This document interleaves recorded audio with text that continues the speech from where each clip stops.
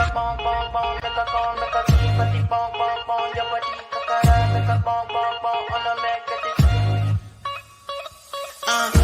fait on m'a tête chocolat.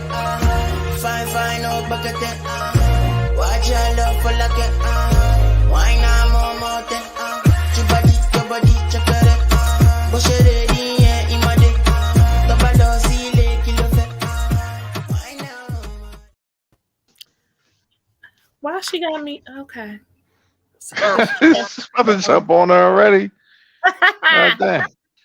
Welcome to Unicorn Straight No Chaser, where you come for the shenanigans, but you stay for the debauchery.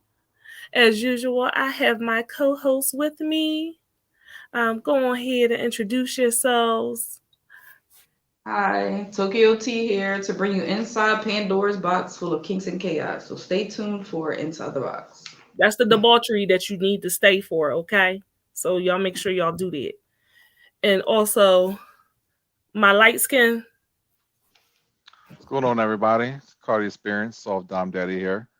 Hopefully y'all doing good today. Make sure you have your alcohol, because I'm ready to trip today. What you drinking? Tequila, as always. As always. He's drinking tequila. You see the glass? That's 1800 on the glass. I'm just checking. And of course, I need to give thanks to not my Lord and Savior, but just the best. Our streamer, yes. That's, you got a little theme song for her too. Yeah, theme song for everybody. Just the best. It's like no.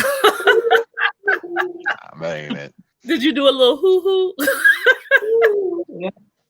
Little background falsetto. Our editor and StreamYard Tech, who without her, none of this is possible. So we definitely want to say thank you to her. Additionally, while we're doing housekeeping, I am the editor. I am the creator. I am the producer for this show. Sovereign by night, of course. Your queen of extra. Your sultan of shenanigans. I didn't say nothing about the bald-headed demon. Your queen of extra. Your sultan of shenanigans. Your diva of debauchery. And the official HBIC. Also, our co-executive producer, the bald-headed demon, Curtis King Brown. So, if you have a podcast and you're not gaining visibility, if you want to do a podcast but you don't know how to start, we can help you with that. Slide in our DMs, not with your phone number, unless it's for business. Not with dick pics, unless I request them, but for business. Additionally, we also are actually a podcast. Yes, you can just listen to us, all right? Really we are on Anchor and Spotify. So you can listen to us while you are at work enjoying your day. Put in your earbuds and make sure you don't get caught without them, okay? So, before we get started with our shenanigans that lead into the debauchery, we are poor, struggling content creators, all right? If you like the shenanigans that you see every Thursday that we put on for you, please give us some stars. I mean, 99 cents. Put it right here in my wallet. Just put it in there a little bit. Please. Jingle, jingle, jingle. Please. I'm going to start having a little bowl or something. Just porch, please, and stars. But yes, if you enjoy the content that we are bringing to you, please feel free to give us some stars. We would appreciate it. You all right over there? You about to choke? What you drinking, girl? Drinking Wine. that hard liquor. This wine, but shit, it's almost done. You need to get them. Is that wine blue? It's blueberry. Okay. All right. That's the one you had last. That had me choking. Good. I'm so happy that my friends are alcoholics just like me. It makes life so much easier. It really does. No judgment. So, if you're tuning in later on, Tokyo is going to be talking about people who are addicted to sex. So you want to make sure that you stay in tune for that. If for some reason you leave, you gotta leave, you know, one of your kids is hurt, you gotta feed them or some shit like that, make sure you come back, because you want to make sure that you're here for the debauchery, okay? But we are going to start talking about something that most men seem to enjoy. BBLs. Big booties. Fake boobs.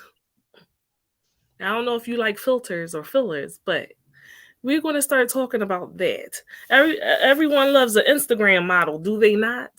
Everyone wants to be an Instagram model, it seems. There is a huge trend going on with people who want to get fake ass butts. We see it all the time, Kim Kardashian and everything. And I'm just a little bit confused about the psychology behind it. Why, especially Black women, right? Why is everyone running to Dr. Miami and everyone else to get these diaper booties? Because that's what I call them, diaper booties. I'll be looking. I think it's special because everybody in Philly got a BBL all of a sudden.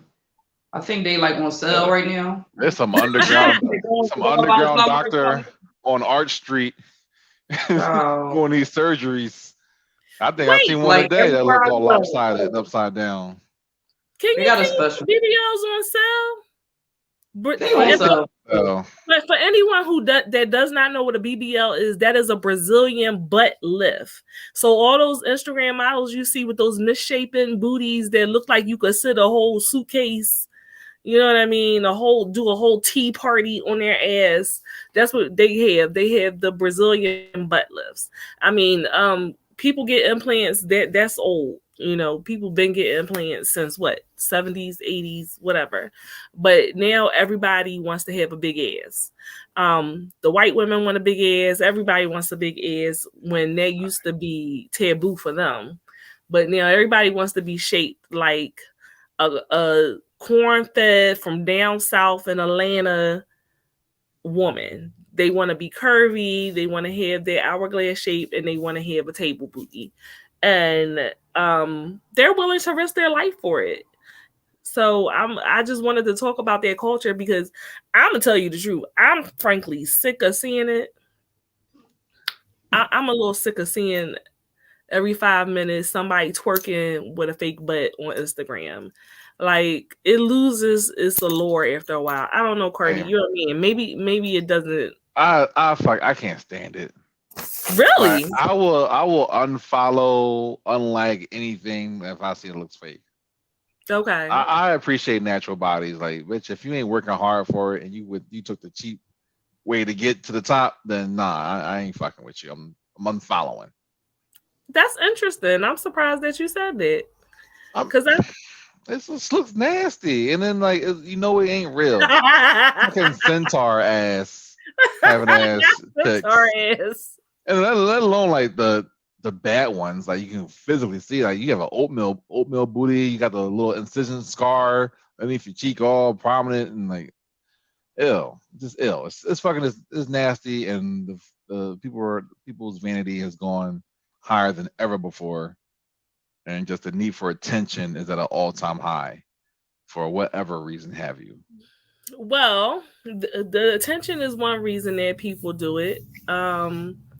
Also because you get money from it, right? So you're an Instagram model, you get monetized. How are you going to keep people following? That means you got to post pictures of your ass every 5 goddamn minutes. You got to twerk. You got to wear short.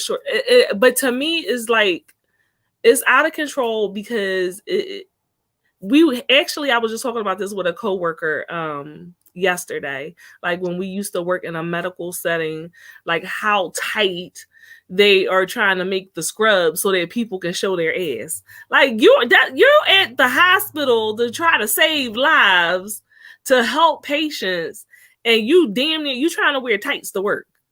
You trying to figure out a way to make scrubs into tights. That's horrible because usually all nurses have big booties. That's just law. That's just what it is. Is that a law? Yes, all Black nurses and Latina nurses have big asses. Where's Carolyn? I need to ask her, is that true? Carolyn's a nurse. She got a fat ass. She knows.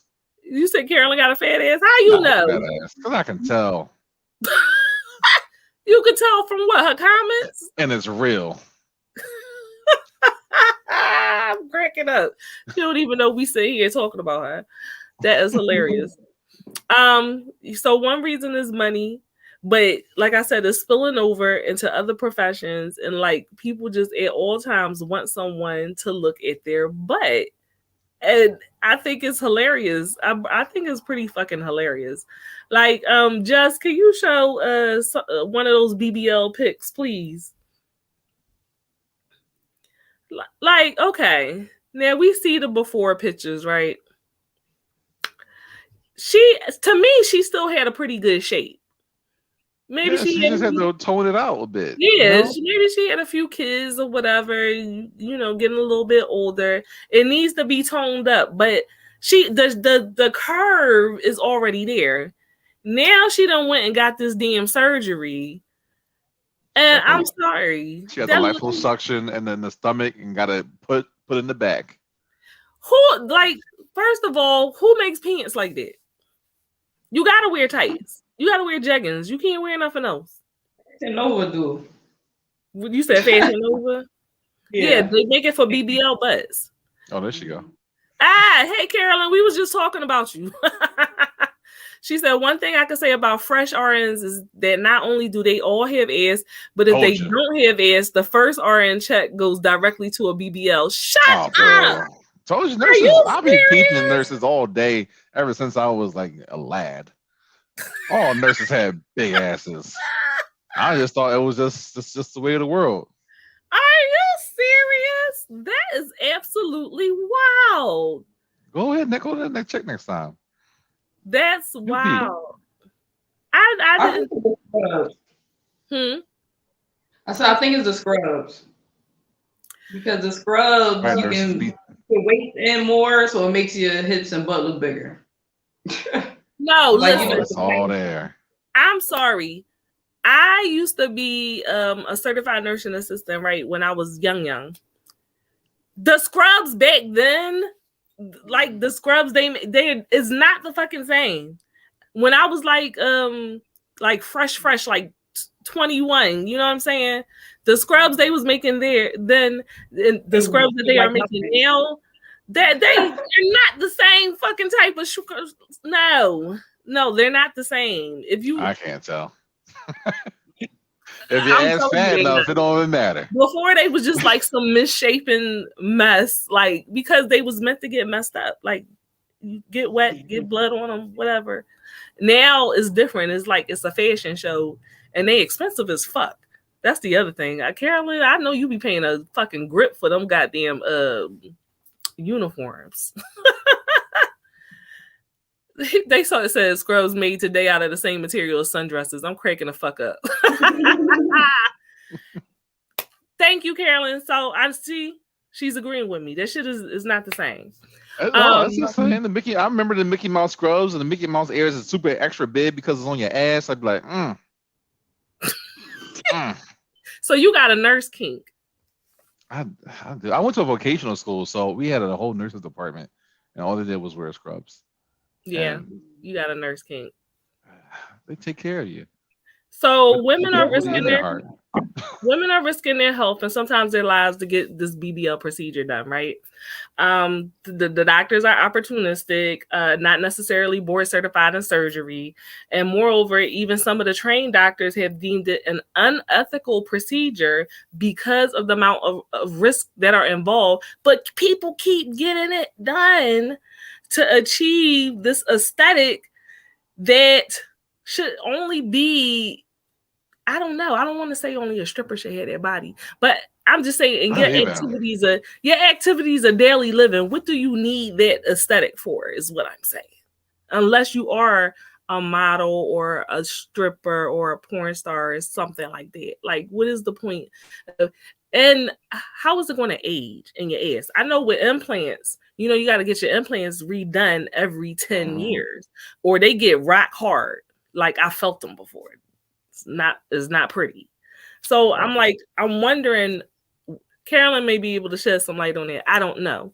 But after a while, like, what happens to your ass? Does your ass get hard? Does it get lumpy? Because I feel like these girls like Cardi B and everybody else, they're constantly getting surgery done.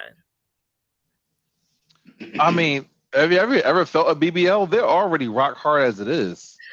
I did not say what's the point of a big ass. I said, what is the point of that aesthetic? There's a particular type of look.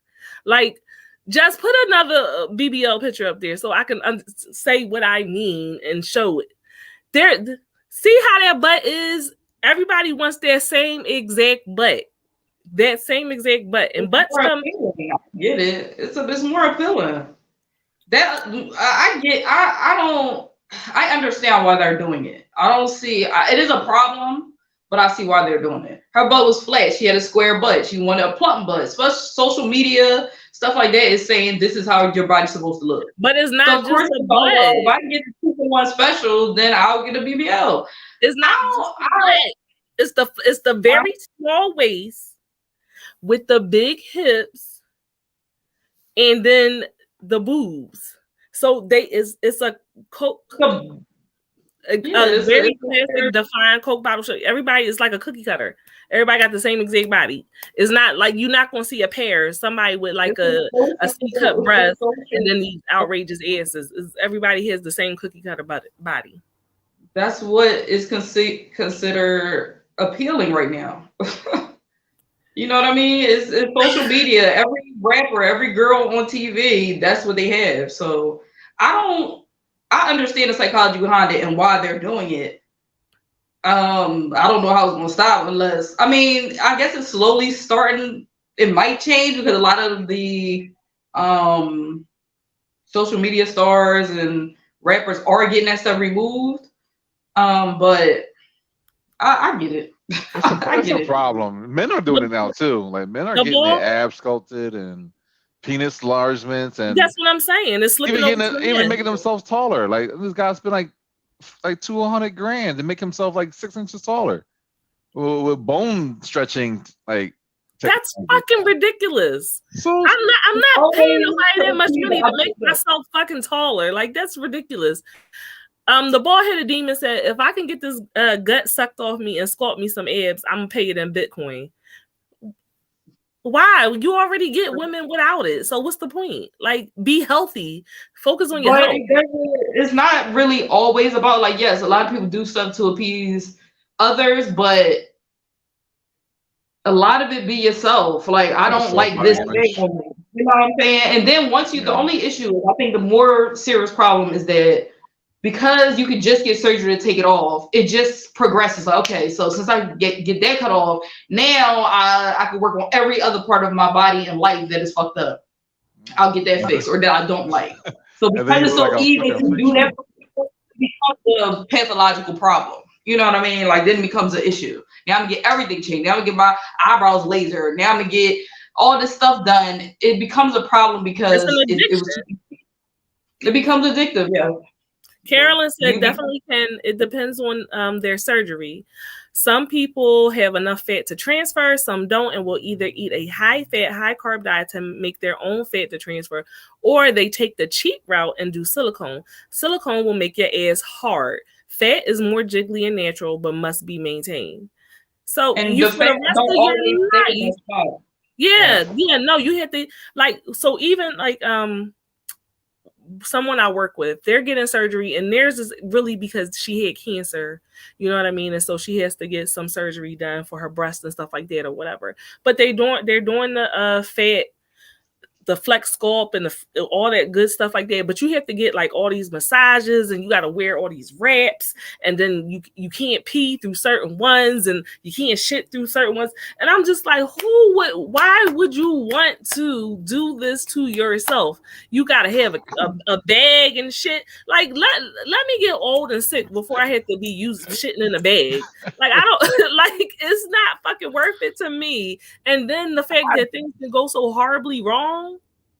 Yeah, have you seen those videos of the chicks from Miami got the BBLs done and they fight back to wherever they came from? They can't stand up. They can't stand. They can't sit on a seat. Yeah. They're on their knees. Now I'm on gauze all over their ass. Fucking ridiculous. I'm sitting on my knees on the fucking the plane, staring at somebody kid in their fucking face because I can't sit on my ass. That's fucking ridiculous. Especially those desperate ones that's like, you know what, fuck it, fuck USA, I'm gonna go to Colombia, I'm gonna go to Brazil, or I'm gonna go to a third world country and get the procedure done, and then next thing you know, your ass is filled with cement. There's a couple of stories about those. There's a lot of stories about people that died. There's a lot of stories about people that died, or like, you know, they had damage beyond repair. Kanye West's mother died, and she had money because she wanted to fly over to wherever and get this surgery done with her old ass, which made no fucking sense to me at all. Like, who are you doing this for? Kanye said, "Go ahead, mom. I'll take care of it. I'll pay for it." Meanwhile, we got Curtis over here willing to risk his life for more bitches, as he said. More bitches. More bitches. Hard to judge these people. Because I think I can relate. I get it. If I had money, I'd get surgery. I wouldn't have a... What would you get done? This stomach, these arms. I probably scope these... You already like that. You curvy. Right, like you got it. No, it's not mess. It's not. Ain't clothes that look like something outside of clothes is not cute. So let him come. It'd be better. You got your husband. That's what I'm saying. I don't think it's always because he don't see a problem with it. He been like me fat. He been like all that. He likes the fat rolls, all that shit, and that's cool. Thank you, but I don't like it. There's nothing that he can tell me that makes me feel like this is cute or it's nice looking. It doesn't matter how many people try to talk to me or nothing. I see something different. So, but see, so now that brings me to the next part. Yeah. Is it just okay? I just want to look a little different, or is it body dysmorphia? Is it a disorder, right? Because I tend to think that not all of us, but a number of us do have body dysmorphia to a degree. And so body dysmorphic disorder, in case you do not know, is a mental health condition in which you can't stop thinking about one or more perceived defects or flaws in your appearance. A flaw that appears minor or it can't be seen by others, but you may feel so embarrassed and so ashamed and anxious that you avoid social settings or you only dress a certain way to cover up the flaw that's in your head. And so when you have this disorder, you intensely focus on your appearance and body image. You may check the mirror a lot, you're grooming, you're seeking reassurance, sometimes for hours a day. So there is a point that, you know, you go past just maybe fixating on it to it becoming an actual disorder because it impacts your activities of daily living. But to some degree, we all have it. Like, you know, I know you focus on your arms, Tokyo. Like, you be so focused on it. And like her picture could be banging. Like, it just like, she looks so good. And everybody looking at her ass and everybody looking at her curves. That's all everybody's really looking at. But in her head, she going straight to the arms. That's all she see. She don't see nothing else. I already know that. For me, I look at my skin. I'm always looking at my skin because I have a skin disorder. So in my head, I always see that my skin is hyperpigmented. It looks crazy. It looks dry. It looks like I see that. Nobody else might see it, but that's the first thing that I'm going to look at is my skin and probably my forehead. Probably that. I'm all right with my forehead, but I also know that I got to photograph it a certain way. Carty, you're a man. Do you have anything? I feel like men don't give a fuck. I mean, if I had money, I would legit just invest in a personal trainer and a personal chef for dietitian needs. I'd rather put in the work for it. I just lack discipline. I'm just lazy. I got too much shit going on. But I mean, if I could snap my fingers and get abs, hell yeah. But I'm not gonna go under the knife for it. That's just that. But you don't need abs. I'm a light skin. I mean, maybe get my skin darker. I don't know, like a reverse Sammy Sosa. I don't know. Those folks have issues too. I don't know. You don't want to be light skin? You want to be dark skin? I love my skin. I just don't understand folks who like they just mess with their pigmentation and like, oh, I have to be white and whatever. That shit's really weird. That's colorism. That's the effects of colorism. Yeah, that's also goes with body dysmorphia, I would assume. Yeah. If there's one thing I could change, which I just recently found out, men, just when you get a chance, just take a look at your ass. Take a look at your ass. My first time, Ty, she took a picture of my ass and showed me, and my first time I've ever seen my ass forever. I've never looked back there. Like, why the fuck would I look back there? My ass has so much hair on it. I was like, why is my ass so hairy? And I was like, I'm looking back like, really, it looks like that? It was like, you're a hairy dude. I was like, but damn, I didn't think I had fucking hairy ass like that. That shit crazy. I want to get that removed. Carolyn left 2 comments. Unfortunately, quick fixes is more desirable than hard work. People won't even see their own primary doctors to make sure they don't have a heart problem before they go under the knife of a surgeon who could give 2 shits if you're healthy enough for surgery. That's exactly why people die on and off the table. And then Carolyn also said Carty wants revitiligo like Uncle Ruckus. Okay. Carolyn, thank you so much for the stars. We poor. We appreciate you. Carolyn, she in Jersey, right? Yes. Girl, you gotta come to this party this weekend. Oh yeah, Carolyn, you coming to the party? Carty having a party at his house. He can send you the info if you want to come. Tacos and margaritas. Negro de Mayo, because it's past Cinco de Mayo. So it's Negro de Mayo. Just tequilas and margaritas and debauchery good times. Oh, we can send you the info, Carolyn. Listen, come party with us. Yeah, anyone in the tri-state area, please DM us and we. Not anyone. Not everybody. Don't be inviting any old body to your house now, Carolyn. No. Oh yeah, this is a vetting process. The bald-headed demon going to be there. All three will be here. All 3 of us will be there. You know what I'm saying? Cool people. No, Carolyn, you got the ass. That's the black thing to do. See, those of y'all watching, when we trust y'all and we get to know y'all better, y'all can come to the crew events. Hey, Teddy, thank you for watching. So I have comprised a list of some people that I think possibly could have body dysmorphic disorder, and we're going to discuss whether they just were a little bit insecure, whether they just were doing something to make themselves happier, or do they have an addiction? Did something go horribly freaking wrong? Okay. That shit crazy. First, I know y'all not going to argue with this one. Michael Jackson. Hey, I got it. Look at original Michael Jackson. This is a handsome looking dude, man. He was. Like, handsome. Original Michael Let's all Jackson get out. Was really, really a nice looking man. Like, and I think that he only would have gotten better looking as he got older, especially because he had money and stuff like that or whatever.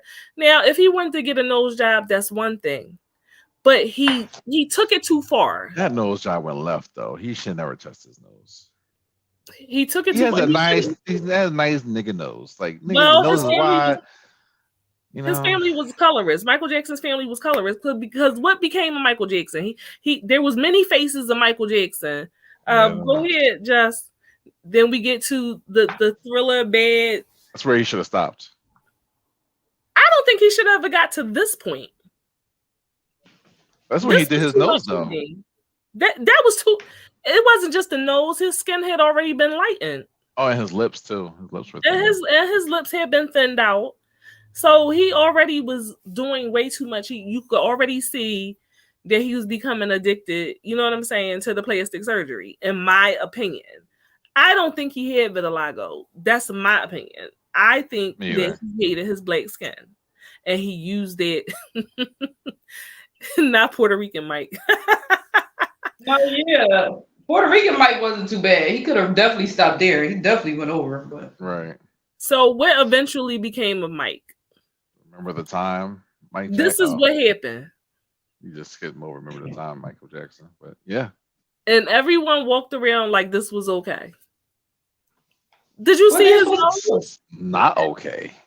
How could he breathe? Like that is my problem. Y'all keep saying that man had vitiligo. That's a lie. Allegedly. Everything we say here is allegedly. But I don't believe it at all. I definitely believe he did the same thing that the people in Africa do. Their skin bleaching, it's the same thing. It's readily available, and he was rich, so he could just dunk his whole body all at one time. Right. That's what I think.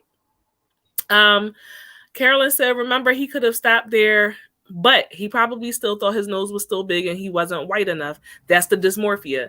That's my point exactly. There we go. Jasmine said maybe the racial barriers in the industry was too much for him. He broke barriers. I believe his parents, Jasmine, I think that his blessings. I believe his parents started that. Him feeling insecure about himself. I definitely believe they were colorists. We've heard different things over the years about Janet, and they wanted her to be with somebody light skinned. If you look at them and look at who they dated, they always dated openly light people.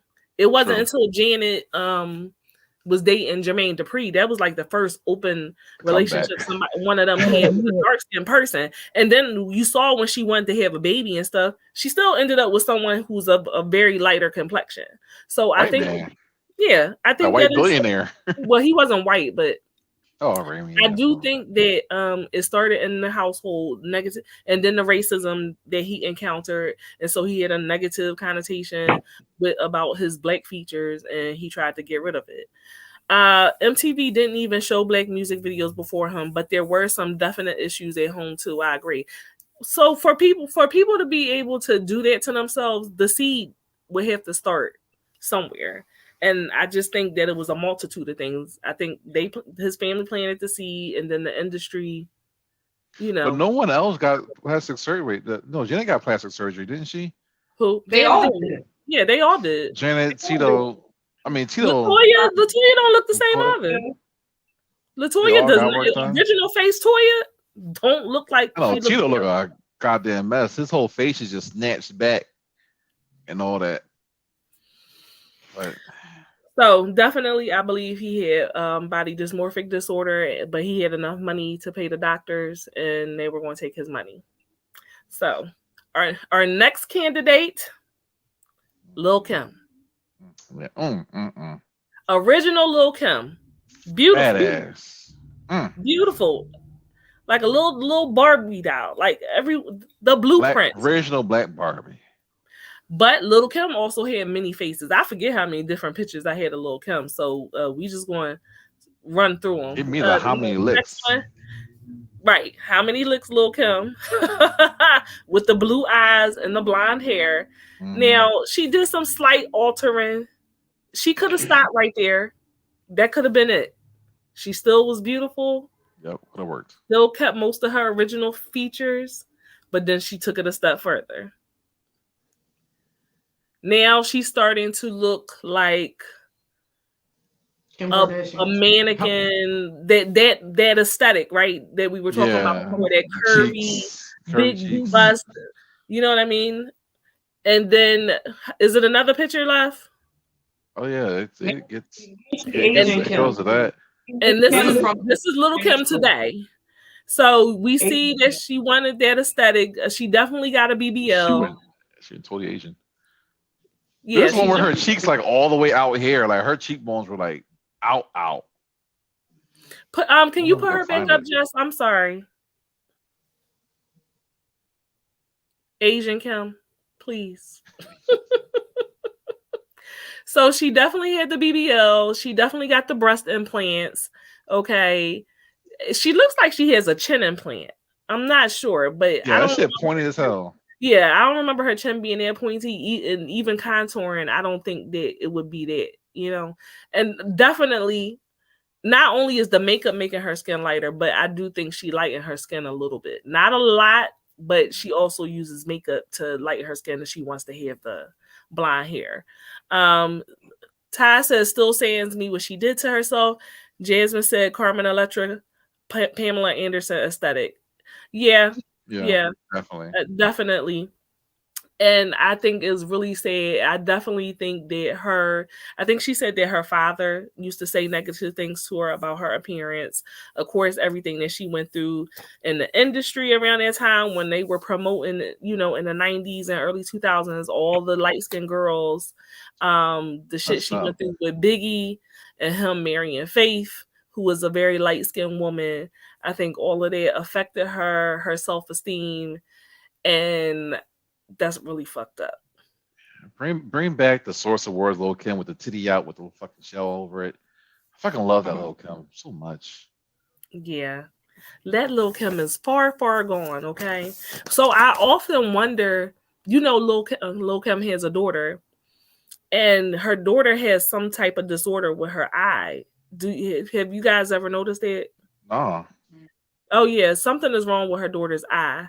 So I wonder, like, with her being so self-conscious about what she looks like or herself, like how that affects her having a child who has a physical, you know, what some people would perceive as a flaw.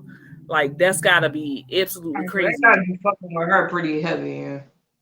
That's what I would have to think. Or hopefully it helped her.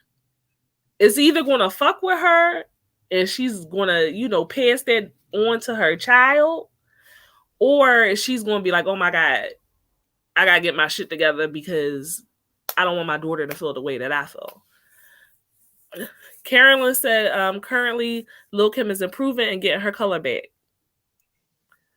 Hopefully. You think she sought help? I don't know. I don't know. I hope she's in therapy. I hope she is healing, and I hope she is progressing. That's what I hope. We'll only be able to tell when time goes on. You know what I mean? I have no idea. Now, this next person, she irritates me a little bit, and I'm gonna tell you why as we get into it. K Michelle, that's original K Michelle. I happen to think that she is beautiful. I had no issue with K Michelle, and on top of that, she could sing the fucking house down, okay? But now we cannot. What happened to Carty? Oh no! Hopefully, Carty will come back in a second. But now I don't recognize K Michelle at all. Like, I'm gonna say this: whoever did K Michelle's surgery, fucking amazing. Fucking y'all, that ain't the same person. Y'all not gonna tell me. I was so fucking confused. I didn't know who the fuck that was when I first. That don't look like the same person at all. Am I tripping? Yeah, she don't look recognizable at all. Yeah, that's crazy. Her fucking surgeon is not only does she look like a completely different person, she look like she's 20. Mm-hmm. And K Michelle has to be, if she's not 40 yet, she's like in her late 30s. Okay. Good. I just want you to stop right there. Just stop. Just don't do anything else because you know leave it alone. Stop right there. Whoever is can't get better than that. It can only get worse. She did, Jasmine. She made this whole show about nightmare surgeries, about her taking her implants and everything out. Exactly, that up there. Who the fuck is that standing there? Because that ain't K Michelle. Wow. Like, is it just me? But whoever the surgeon is, a whole different person. If somebody would have told me that was her before she said it was her, I wouldn't know who the fuck that was. I'm like, oh, this girl cute as this. I would have never known that was her. Like, that's wild. Yo, please put the show the old one and the new one again, because I will never cease to be floored. I'm trying to. Well, she look a little long in the tooth. Listen, that motherfucker is a magician. Whoever did her surgery, and it looks good.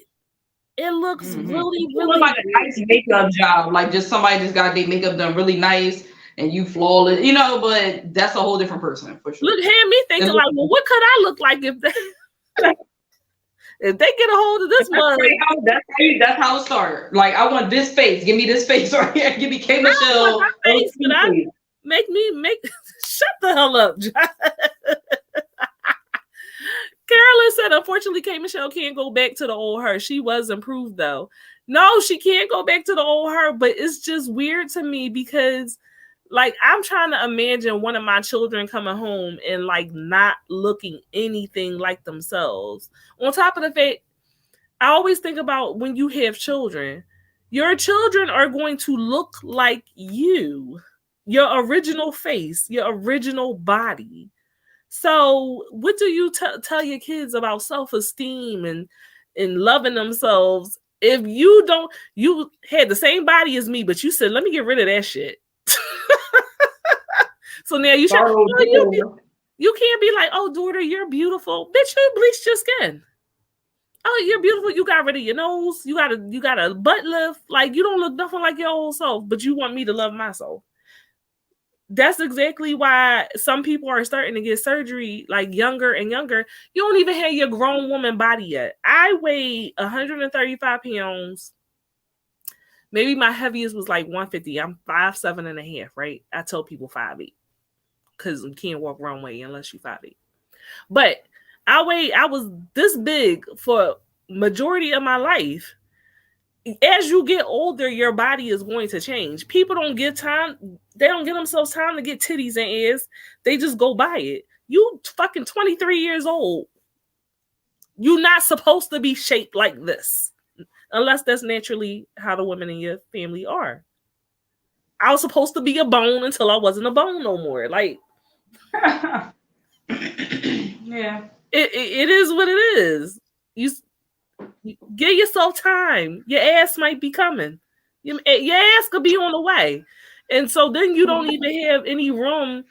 You don't have any room to gain any weight because you have chiseled your body. This is what I want, and I want to be this way for the rest of my life. That's not how. So you're going to get pregnant, mess the shit up, get surgery again, get pregnant again, mess the shit up, have surgery. Like, it don't make fucking sense to me. Just have a baby. Look at Keke Palmer. She is fucking the poster child of postpartum. Let your woman body come in. Yes. Just boom, boom, boom. Everywhere. She look good. And she flown. She's like, this baby is the best thing that ever happened to me. Keke looks amazing. I felt the same way after I had Chase. I was like, I got some ass now. Yes. That's how I felt too. Like, give it some time. Enjoy the thinness. Enjoy the crop top or whatever if you're a bone. Or if you thick, enjoy your thickness. I don't get it. Me personally. Next, we have Kim K. Fuck that bitch. This is original Kim K. And some might say the person who started the BBL trend. There are those who say she is the originator, the original person to start getting their body done. That led to everyone else getting their body done. Now, as you saw, she had a little bubble. It was tiny. It was very tiny, but she had a little something there. That's just Johnny Cochran right there. That's all. Now, you said not that demon. Hi, Annie. So, but she was still a pretty woman. Of course, she had to go start messing with her body. Maybe because she wanted black men. You see her before face. I'm sorry. Who is that on the left? I do not know who that person is. That is Kim Kardashian. No, it ain't. Yes, it is. That is Kimberly. Oh, that's Kim Kardashian's original face when she looked Armenian, because that's what she is. Yeah, her original Armenian face. Okay. And now she has the diaper booty. Girl, match her fucking thighs. I think she's one of the ones that had the worst job. As much money as she got, that shit looks dumb. That looks dumb. That shit like Lego. I think she's one of the people that can't really gain weight. So like even when she eat and stuff, it doesn't go to her thighs, it doesn't go to her anywhere else. So you got a big old butt, and it seems like she's losing weight. Like she keeps losing. Fucking a bulimic, or whatever that word's called. A bulimic? A bulimic. I'm sure in her early 20s she was like that. That's what you think? Yeah, growing up in Hollywood in that era, everyone was fucking doing it. Models, everybody was just like, hey, it was a key to be skinny at the time. I think she can get it. Bulimia was like a big thing. Maybe she just did coke. Or coke. If she could afford it, you know. That's easier. I just feel like she should definitely get the butt reduced now. Like, listen, I'm not opposed to BBL. Do what you gotta do. Sometimes they do look crazy. But where hers, I really do feel like something needs to happen. Like, you need to get it reduced or something because it doesn't look cute. Or stop going to the beach. Because why the fuck you keep going to the beach? You know your butt look like that. Like, you keep putting on bikinis like it look right. You look crazy. Look at it. Like, first of all, don't get me wrong. Look at the shadow though. Look at the silhouette. Y'all see the silhouette though? It looks like prosthetic. The silhouette is on point. Yeah. The background look on point, but her, it don't look right. Yeah, the silhouette looks great. But in real life, yeah, that shadow is amazing. Yeah, in real life, I don't know. I'm cracking up, but she looks fucking ridiculous. But she has like Lego plastic surgery because she'll have tits one week and then they'll be gone next week, and then they'll be right back. Like I've noticed that on her show, like next episode, like she's totally different. Her whole body's different. Like it's just detachable, and she just throw it on whenever she wants to. Like it's weird. Carolyn, everybody's on Ozempic now, and What the fuck is Ozempic? It's some kind of weight loss pill. It's the new thing, and I'm not taking that shit. I never heard of that. Yeah, If you look it up, you'll see it's the rich. That's what they're doing now. And someone says that Chloe should be up there. Chloe is about to be up there. She does more work than in Khloe Kardashian. She got more work than everyone else. Because look at original face Chloe. She wasn't ugly, but she felt ugly. She looked like Roseanne. Shut up. With long hair. Not Roseanne. Now look at Chloe. Who the fuck is that bitch? Like what? Yeah. Night and day. That's a body snatcher. That's like aliens. Crazy. You just take a whole other person's body. Crazy. Okay. She is another one that her surgeon. What's the youngest one? The one that has a makeup line. Kylie. Kylie. No, not Kylie. The other one. Kendall. Oh no, it is Kylie. She got a lot of work done too. She got that shit done as a teenager. Yeah, she did because that shit rubbed off on her sisters. Had any surgery. Like I think she's the only one. The last one. Kendall. I think she's the only one that didn't have anything done. She looks very. Oh, good for her. Was the reason why Kendall didn't get any work done is because Kendall is actually a model, and so she could never be a real runway model with the aesthetic that her sisters have. Yeah. So that's why she hasn't had any work done. Carolyn said it's an insulin pen for diabetics. It cuts off your appetite while keeping your blood sugars low weekly. It's awesome for diabetics, but non-diabetics like Kim and Chloe and even Elon Musk are buying it for $1,200 a month to lose weight. Just work the fuck out. Jasmine said that Era's tax bracket got these people too bored. Really? I'm not paying $1,200 a month to lose weight. Like, well, here's the thing. Maybe if I was like really, really overweight, perhaps.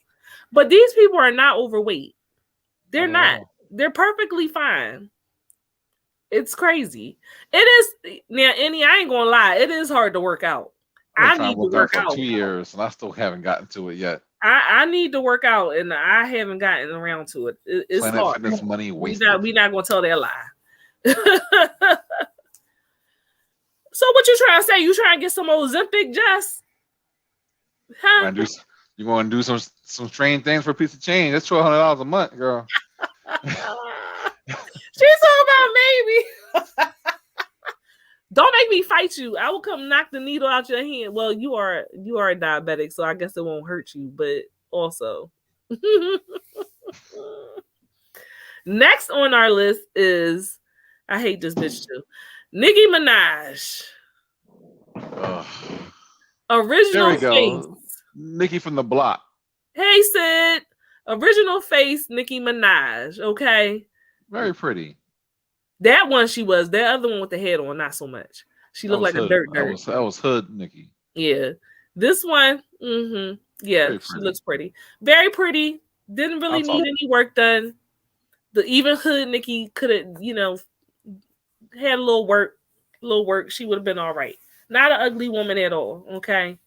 But she too has fallen prey to the BBL. That shit, hers, I think hers is worse than Kim Kardashian's, quite honestly. Her shit like a rock. Not the diaper booty. If you touch it doesn't go in. Nikki's doesn't move and she always twerking. See, Kim don't be trying to twerk, but Nikki always shaking their. She gotta have silicone. She always shaking their ass, and that shit just it don't move. Because she didn't have these fat on her body before then, so she had to have silicone or some shit. And her titties be fake, super fake. Yeah, literally that old picture. She was like a B, not even a B cup. Now she's like triple D's and shit. Well, she did just have a baby, so she is like real thick right now. But that's what I'm saying. Let your woman body come in. So the natural weight that she would have gained from having a child and getting older is now on top of that bullshit that she got in her body. So now she look, when she in her stuff, like if you saw her in the Ice Spice video, the Princess Diana one, I hate when you look like you stuffed into you and it looks uncomfortable. Like, and you just thick, but it just looks uncomfortable. So she looks like she could barely move to me. It looks like it's painful, like because you didn't let your body do what your body is supposed to do. Jasmine said Nikki's is the worst. It's by far the fucking worst. And then last but not least, the many faces of Black China. So this is a person who got surgery, got the surgery removed. Yeah. Unlike K. Michelle, she didn't keep getting surgery. Not yet. And we may see. So original face Black China, pretty girl. I don't like the eyebrows, but that was what? That was the 90s aesthetic, right? The thin eyebrow. But, you know, she just needed a better wig. Pretty girl. Clear skin, full lips. No reason to get anything done. But, of course, and if you hear her mother, you know she was already dusting for some bullshit. Okay? True. So then she got the fillers and everything. Ooh. And she looks crazy. Like a fucking cat. Well, I think she had fillers in her face, so they look like implants to me. But think in the background, like, what? Who was that? He was. She was like, I know she talked about her stuff and like her getting her stuff removed and stuff like that. And she said the reason she got it done is because she started losing weight, and the way the fillers and stuff looked in her face. She hated the way it looked. So it's almost like she finally opened her eyes to what everyone was seeing type thing. Mm-hmm. So that's why, you know, the fillers and stuff had to dissolve and stuff. That shit goes away. So that's why they keep getting it done. So she stopped getting done. She's starting to like the way she looks now. But I thought her story was pretty interesting. Like, I don't know, something else changed. Maybe mentally she's changed. You know what I mean? Maybe she gets therapy. Maybe something happened to make her realize, like, okay, I have a problem and I really don't need this. Or maybe she saw pictures when she was young or something that made her say, okay, I look kind of weird. Even like her being like a sex symbol and shit like that. Now she wear like dicky suits or some shit. I don't know what the fuck she be wearing, but she changed her whole like outfits and everything. I don't really like her outfits now. They're a little weird. I don't know what's going on, but she's having a. She looked good. I went on her Instagram.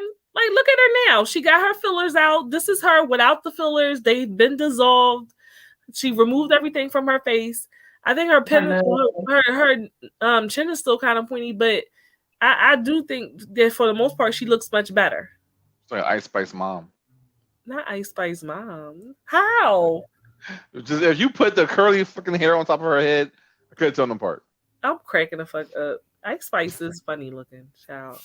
But I guess I don't know. It's the hard knock life hair for me. Like, I always just want to put a dress on her and have her start singing tomorrow. Ice Spice she don't do it for me. Annie. She don't look like fucking Annie with that hair. Put the red dress on her with the white Peter Pan collar, and she looked just like fucking Annie. Like, y'all gonna stop playing with me. I know y'all see it. Ice Spice is Annie. She could have played her in a goddamn movie. Where was she at when they was doing a remake with Jamie Foxx and them? That's who should have been in it. Fucking Annie. Anyway, we're about to move on to the debauchery. So if you in the chat, stay here because we're about to get to our sex segment. Okay, that's what you came here for. So real quick before we get into the before we get into the sex, go ahead. I wanted to kind of touch on Tammy Roman. I know we don't freak a picture of her, but she actually came out saying she has body dysmorphia. I was listening to her. Listening to her. She's from the Housewives. I wish I had a picture. I just thought about this when we was talking about it. What's her name? But Tammy Roman. Tammy. And she got really like out of nowhere. She got really thin, like really like thin. I'm assuming she had surgery. She didn't say in that show.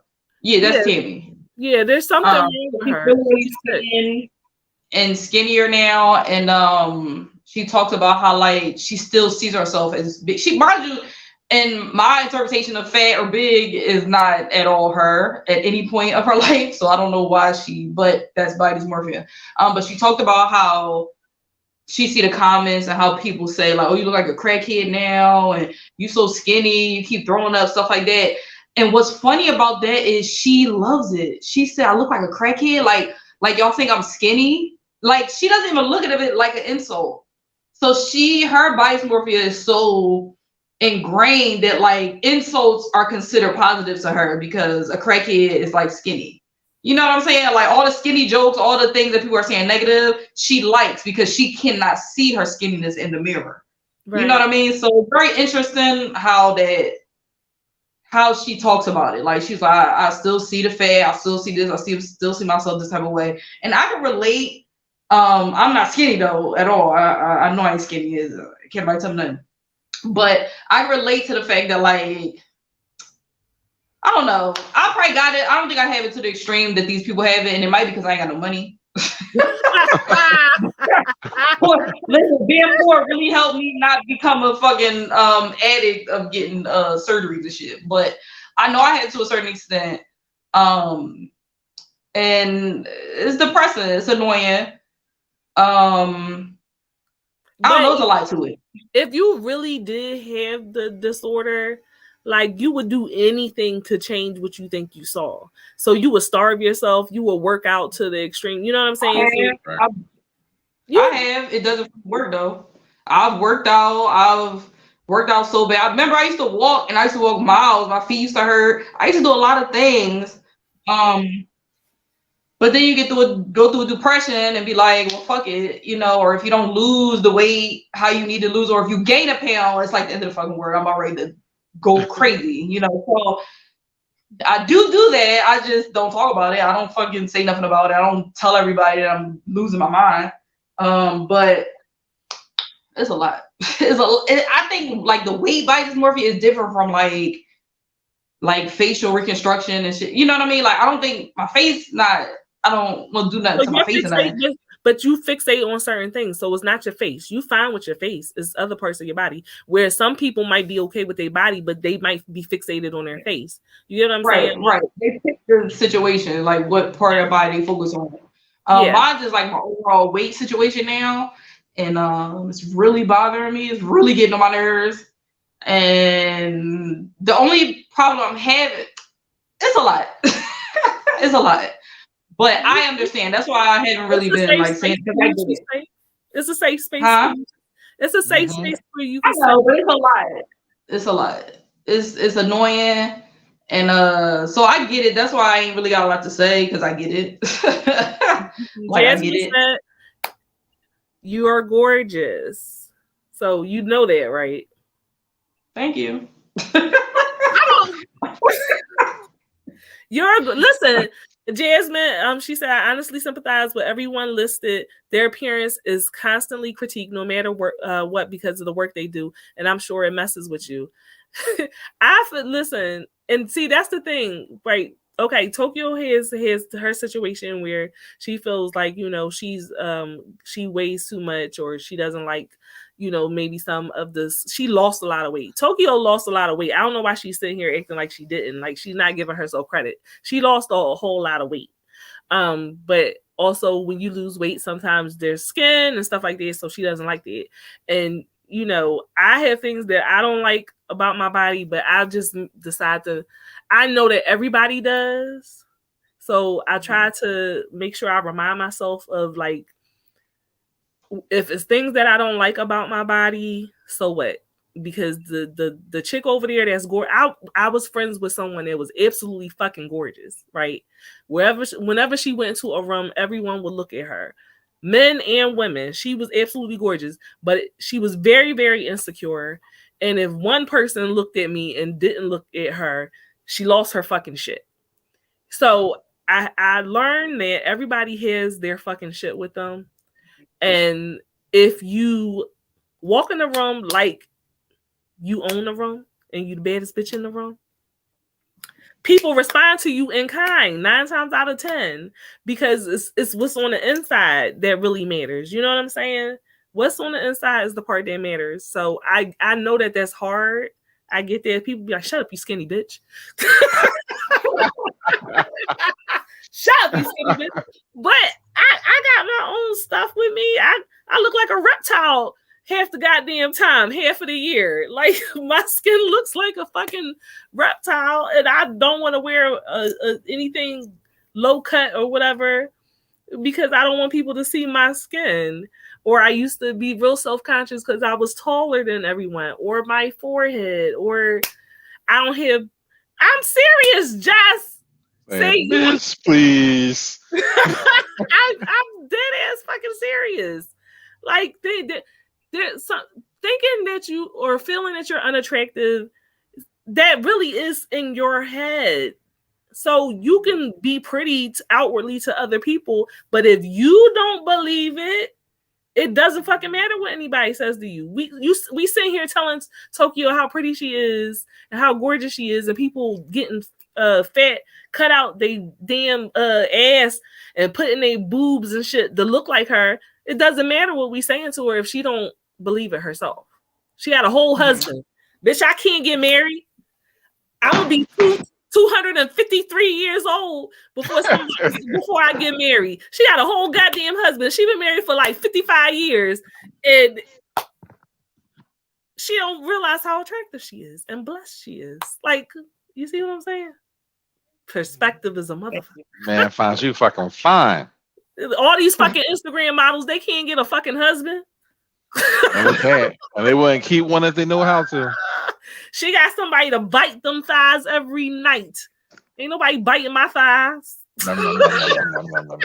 Let him come. More reason to let him come.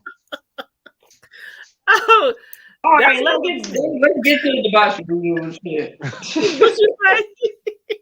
Get to the debauchery or the shenanigans or whatever. Yeah, I'm just saying, everybody out there, Jasmine is beautiful, Carolyn is beautiful. You know, I want Black women in general is beautiful. They're beautiful. Everyone is beautiful. Like, you know what I'm saying? And they're willing to do whatever they can to be like us. I'm not paying $200,000 to look like no fucking body. Okay. All right. Carolyn said Ari bought her body and bought her man land, and she still couldn't get married or anything. Child, listen, that's all I'm saying. Because at the end of the day, the other people, that's what they doing it for, to get a man. Not all of them, but a large amount.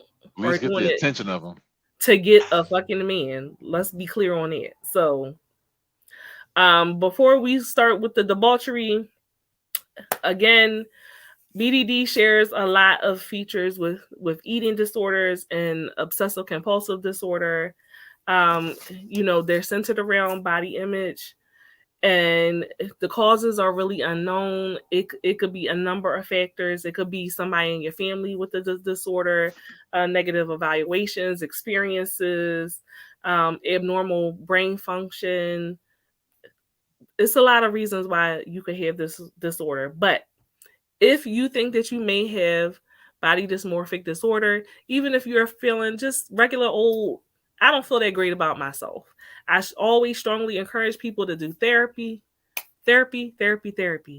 I used to think I was not a cute girl my goddamn self. Now you can't tell me shit. Can't tell me nothing. I'll stand next to Beyonce and be like, bitch, I look good. I don't give a fuck. That's right. Okay. Somebody told Rihanna she had a big ass fucking forehead, but people love Rihanna. She is a sex symbol. Okay. So all I'm saying is therapy. Therapy works. I go to therapy. So y'all can't tell me nothing. That's why y'all can't roast and drag me. It is what it is. Talk about my forehead. I'm gonna talk about your daddy. It's the same thing. So rude. I'm not rude. I'm giving people good advice. Now we're gonna hand it over to Tokyo for the debauchery and our inside the box segment. All right, so welcome to Inside the Box. Cue the music. Yeah. Jasmine, gang. All right, so today we're gonna talk. Huh? I was saying gang, forehead gang. So we're gonna talk about sex addiction today. So for definition, sex addiction / hypersexual disorder is a compulsive participation in sexual activity or sexual intercourse despite negative consequences and compulsivity without joy. So, for example, a lot of people who they have a compulsive need to do sexual activity, but they don't get any actual gratification from it. Like they can come, they can do whatever, but at the end of it all, they still feel empty and maybe disgusted. Yeah, it doesn't. And for some reason, their brain goes to, okay, well, I need more sex. Maybe I had sex with him and him and him. They'll make me feel better, but it never does. So they're almost like a crackhead. Like you're trying to reach a high that you're never going to get. It's kind of sad because it fucks up everything in their life. And it's a big thing. So she just called me a sex addict. You're not. Oh, what you talking about? Yes, just call me a sex addict. We'll get back to your comment in a minute. Go ahead, Tokyo. I just want to reiterate this: actual sex addiction is not in the DSM. It is an addiction, though, but sex addiction itself is not actually in the book. But that's neither here nor there. It's still a thing, in my opinion. So porn addiction can be a type of sex addiction where people just watch porn constantly. And I mean, you can only ejaculate so many times half the time. So you're really doing it out of compulsion. And I didn't know this, but I didn't know nymphomania was a term only used for women. I thought that was like a blanket term for just sex addict, but nymphomania is for women, and then Don Juanism or was it satiritis? Don Juan. Oh shit. Ain't that crazy? Don Juanism. What would be the definition of a nymphomaniac? I'm gonna look that up because I just know it's a term used for women who has sex addiction. You know what I mean? Said now her ex jacked off 5 to 7 times a day. Sheesh. Carty, how many times do you masturbate a day? I edge, so I keep it down to once. I keep the blood pressure low and all that. But okay, so don't you got to do it like a little bit and then stop? Nah, you ain't gotta go that. Well, you edge, so that's like all day, right? Have the time. Don't nobody got time for that. Like, just bust your nut and get on with your life. I don't. No, you can't rush the process. Nymphomania is a term that's used to describe hypersexual behavior in assigned females. So it's just females who have sex addiction. I might be a nymphomaniac. I'm not addicted to sex, but I am hypersexual at this point in my life. I was not always, but right now I am. Okay. Like a rabbit. Okay. Like a rabbit. So, have y'all ever watched Nymphomaniac, the movie? She got like 3 movies. I heard of it. I never watched it. No. What? That's it. That's it right there. Yeah. It's about it's about the one woman, but it also kind of goes into just the stuff that she was like does, how bad she fucks up her life, like really bad. Like, you know, she gets married, she has children, and even through that, she can't stop fucking other people. And then it gets to the point where her addiction just escalates. So first it's just sex, anonymous sex, random sex, and then it goes to it gets into BDSM, where it's like, okay, well, let's get a little more extreme. I want to get hit, spanked, I want to get beat up. It escalates, but she's never happy. Like, she always get depressed. She end up losing her family, losing everything, and she still can't get happy, you know. And that's sad. It's a very sad situation. Like, you kind of look at it for the sexual situation, but it's kind of really fucked up. It's kind of sad. But I would never mess up my life for sex. Right. So you don't have sex. You have a line, but I think a true addict really, like a real addict, any other addict, really just can't stop. Yeah. So, not just an addict. Yeah, I don't even think that yours is like a compulsion. Honestly, you have other issues. Like you said you. I mean, not mental. I'm not. Yeah, she got other issues. No, you said you got hyperarousal disorder and stuff like that. So hyperarousal disorder is horrible. Right. So that's kind of egging on your hormonal situation to where you want to have sex. Honestly, what is that? What's hyperarousal? Like me just biting this straw? Does that turn you on? Yeah. No. See? So you can't say hyperarousal? No, because my body aroused. Like I will wake up in a climax, or I could just be sitting here and then I've done it before. Like, I'm sitting next to my significant other, we're watching TV, and I start having a fucking orgasm. Like, and we were just sitting there watching TV. It was nothing sexual on or anything. And in that moment, I'm trying to control it. Because that was the first time it ever happened in front of him. So it was really awkward because I'm just like, I'm like, oh shit. And so I'm just like, and he's like, you okay? And I'm just like, so remember I told you, like, it's happening right now. You know what I mean? So I'm trying to like get my mind off of it and focus on the TV, but I can't. So now I'm just got my hand, you know, and I'm just rocking, and I'm just. So nothing was in your mind when it happened, when it started. You just automatically caught the feeling. It literally just happens, and he's like, so like, and I can't get it to stop. I have to come. Like, I have to climax or whatever. So he's like, you know, can I assist you? Yes, nigga, assist me or whatever. So, you know, he gave me a little handy real quick or whatever. But it's so awkward because it's really out of the clear blue sky, and I have to climax. Like, I've never had that experience. That sounds like it'd be fun. It's not. It's really not fun. Maybe for the one time. That's annoying. Here's the other part of it. Sometimes is that I cannot stop. So I'll come, and then I'm right back at the beginning again. So it doesn't fit. It's like this. It's like this. It never goes away. And I feel like you cannot come enough, and it's just like, I got shit to do. I think I've seen that. Isn't that a disorder? Like the ever seen that thing that one lady, she like has like 80 orgasms a day. She's like, she really can't fucking function. Yeah, mine isn't that bad, thank God. But yeah, her leg is always just twitching. It's hard. They give you a lot of anxiety, depression, all that shit. You know, it happened to Rockstar. Oh no. Hey, Rockstar. No, Benny, it has nothing to do with self-control. It's my body. I can't help it. Rockstar said once it happened in a room full of peeps, I just grabbed him. Like, nigga, get in me now. Jasmine, it is very frustrating. It is like sexual Tourette's. Yeah. And it can become painful too. Like, you masturbating constantly, it becomes, your muscles get tight. It turns, like, a lot of people a lot. It's a fucking lot. I get it. I don't want that shit.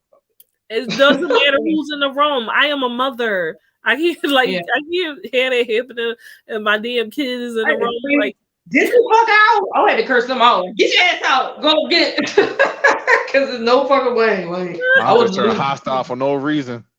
Rockstar said, I'm here, by the way, cutting potatoes.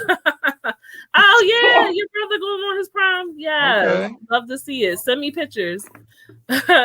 Carolette, boy. Listen, let me tell y'all something. I need to have a certain amount of sex a week. I do. I know people just say stuff, but I need to. I'm overdue right now. I'm telling y'all. If you don't, what happens? Because I get angry.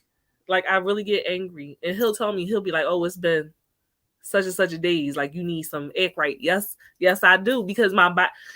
So, because I really noticed this issue. I've always had the issue, but I really noticed the issue when I was purposely single for 4 years. It got really bad because I didn't have a steady sex partner. So that's when I really was like, okay, this is a fucking problem.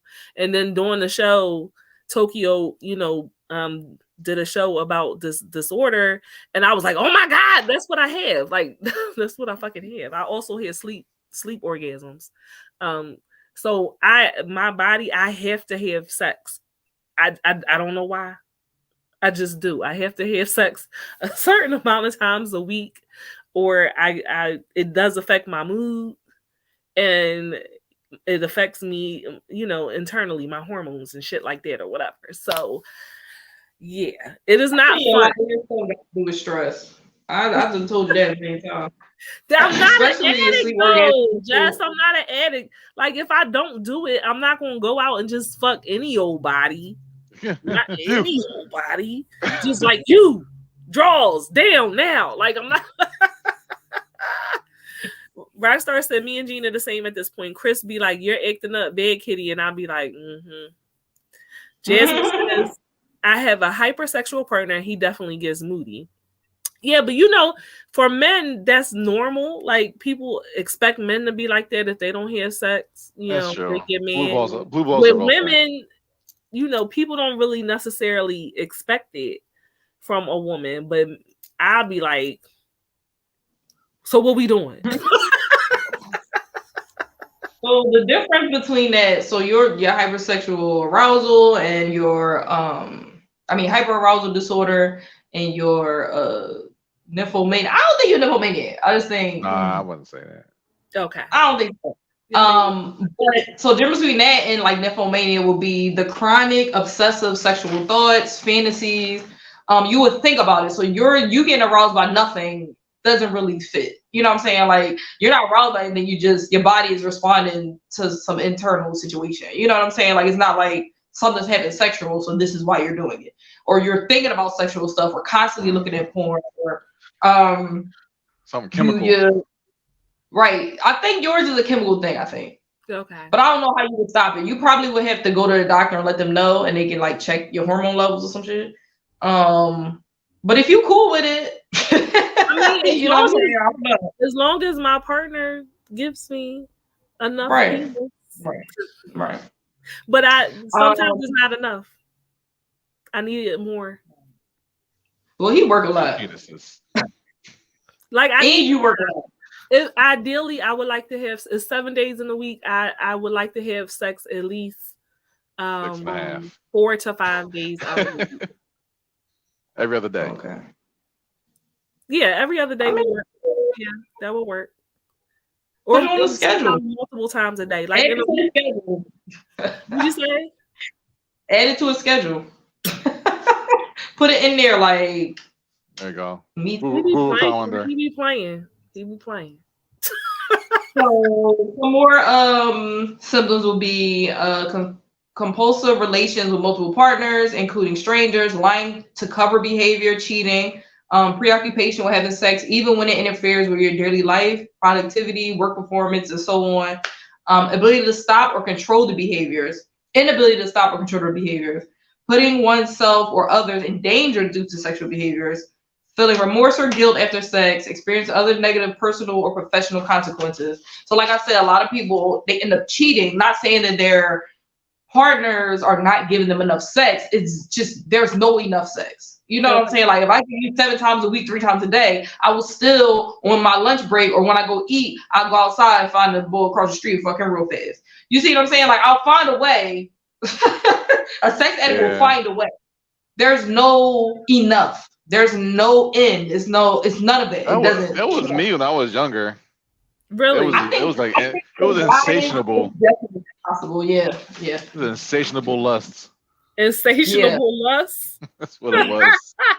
So what did you do? I think with men, especially when y'all go through puberty or like in younger years, you tend to hormones are high. Do that, but I think y'all is more biology, not necessarily sex addiction in all cases. Biologically, you are in your prime, so you are to sow your seed. So you get more aroused and you want to fuck a lot. You know what I'm saying?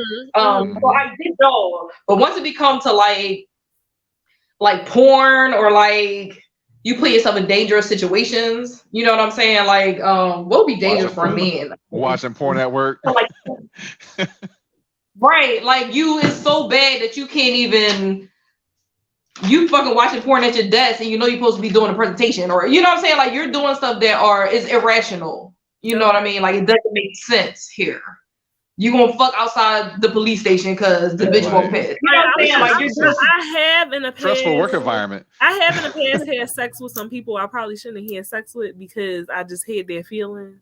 True, same here. I have, and I was just like, I'm gonna do it. Instantly regret it. But then, after the fact, it was like, why did I do that? I mean, sex addicts do feel that way afterwards. They don't feel happy. They feel like, I shouldn't have did that. That was trifling. That's how I felt. But I didn't have to do it. But it doesn't stop them from doing it again. Yeah. Jasmine said, I'm on the ACE spectrum and I don't realize. Then I have a moment and feel like the world is in Technicolor. I can see how chasing that feeling can be addictive. What's the A spectrum? Asexual, right? Oh, asexual. Okay.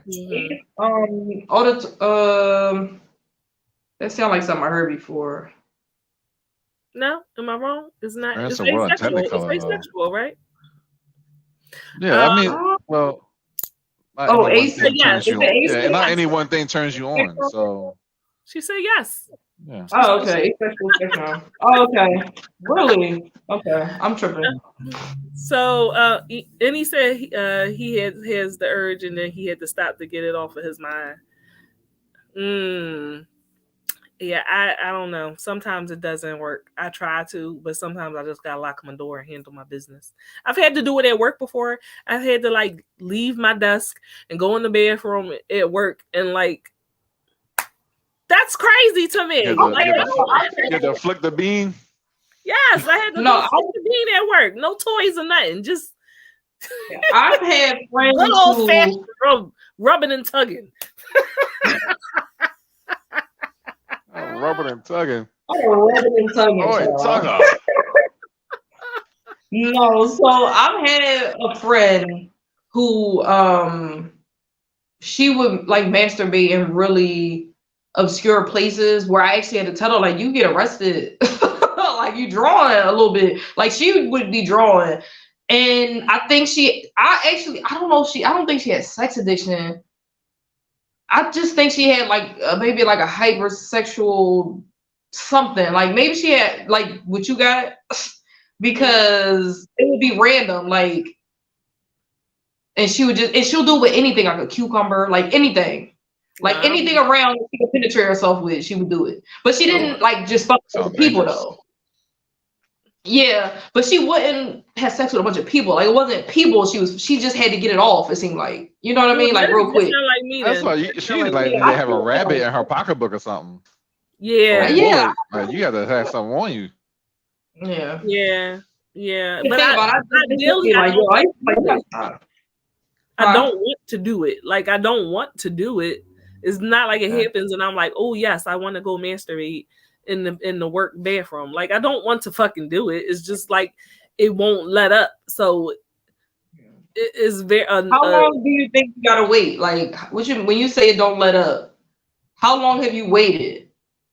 Like, is it just like an itch? I've let it last all day long before. Okay. Like, my significant other, my boyfriend or whatever, was just like, what the fuck is like, we done, like it ain't no more, like, and I'm like, oh no, this feeling is not going away, so we need to keep going. But you know, a man can't, his penis can't stay up that but for so long. Like you need a little break to get back up again and stuff. And I'm just like, no, we gotta keep going. I came and then we gotta go again. I came, I saw, I conquered. That's enough. It sounds like you gotta get your sex toy game up. What do they got to do with the sex toys? It has nothing to do with it. I don't want the sex toys. I want the dick. I think he's saying in regards to the man, like, all right, if you done did it 7 times, you still got to get it. You better get the rest. I want the penis. What are you talking about? You're right there. Your dick's right there. Why? I don't want that toy. I want shit. It's dead. It's taking a nap. You got to figure something else out. Pretty much. Find a workaround, girl. There is certain factors that contribute to people having sex addictions. There is a biological factor. Sometimes your genes, you may have a genetic predisposition to emotional dysregulation, impulsivity, or sensation-seeking behaviors, or even depression or anxiety. So you can have an underlying issue as to why this is where you're seeking your pleasure.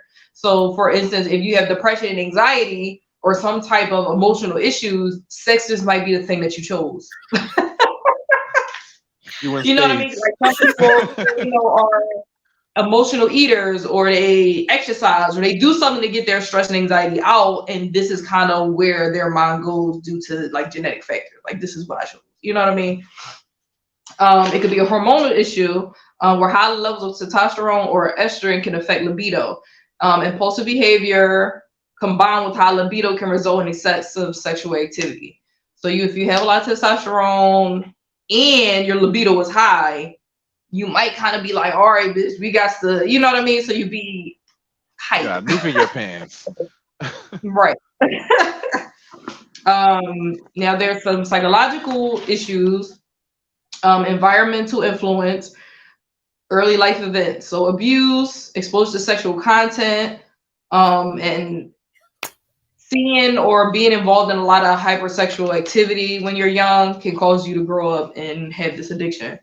Mental health issues, anxiety, depression, personality disorder, poor impulse control, performance anxiety, bipolar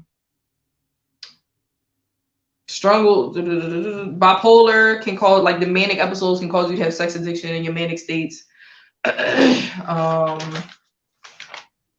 Social issues can be rejection, relationships, and sexual circles can lead to others less healthy ways of finding sexual gratification. So if you get rejected a lot in your life, you might go out and do other shit. Like, so for example, if you're with somebody and they say, no, I'm not having sex with you today, or you're rejected by that person, you might go out and go do some dumb shit. You know what I'm saying? And then that becomes an addiction, that back and forth. Like, okay, well, he rejected me, so I'm going to fuck. Like, that's your excuse to go be, fuck people out in the streets. It's a real thing.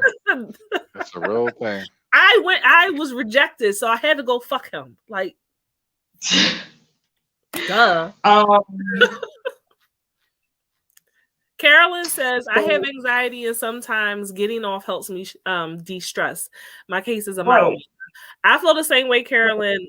At the end of a long week, I definitely need to get a little penis to de-stress. I will, if I'm sad, if I'm angry, if I'm stressed out, I want to have sex.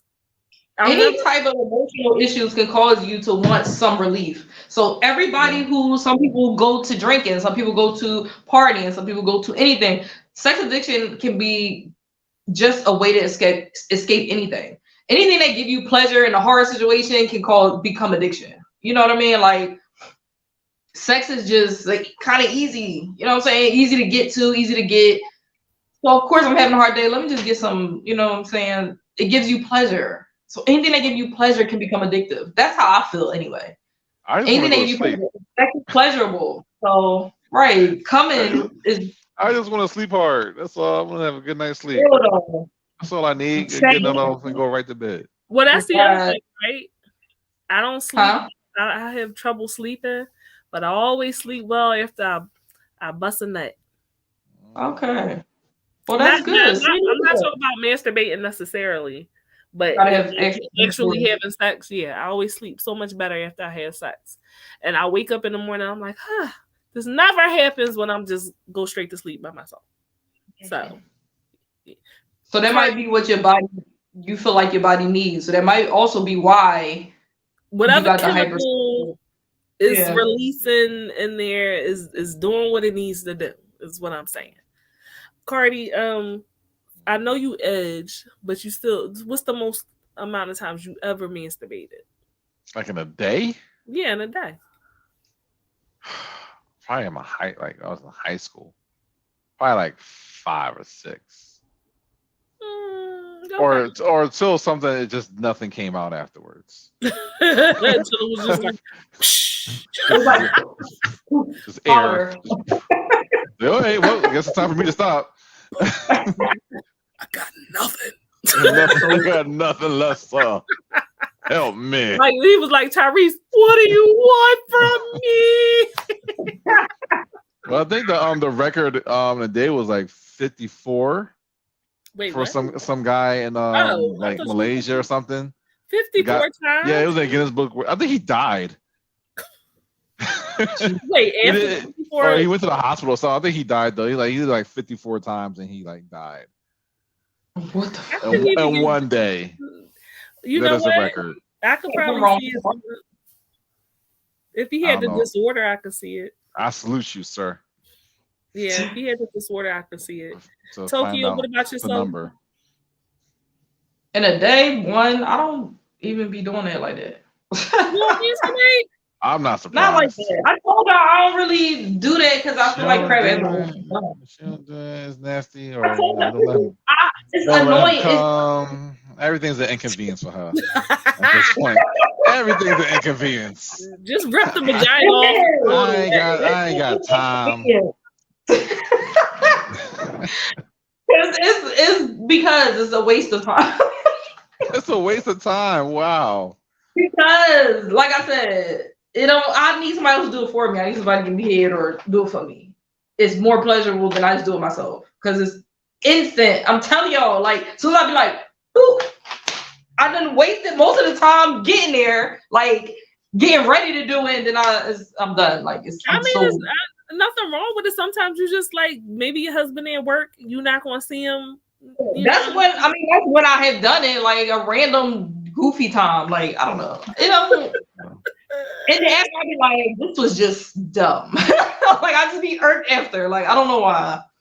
I don't use no thing. I've never had a wet dream before. Jess says she only does it to fall asleep. That's me. And he said, what about wet dreams? I never had one before. You a lie. How you never have a wet dream? Even as a little boy? As a teenager? Really?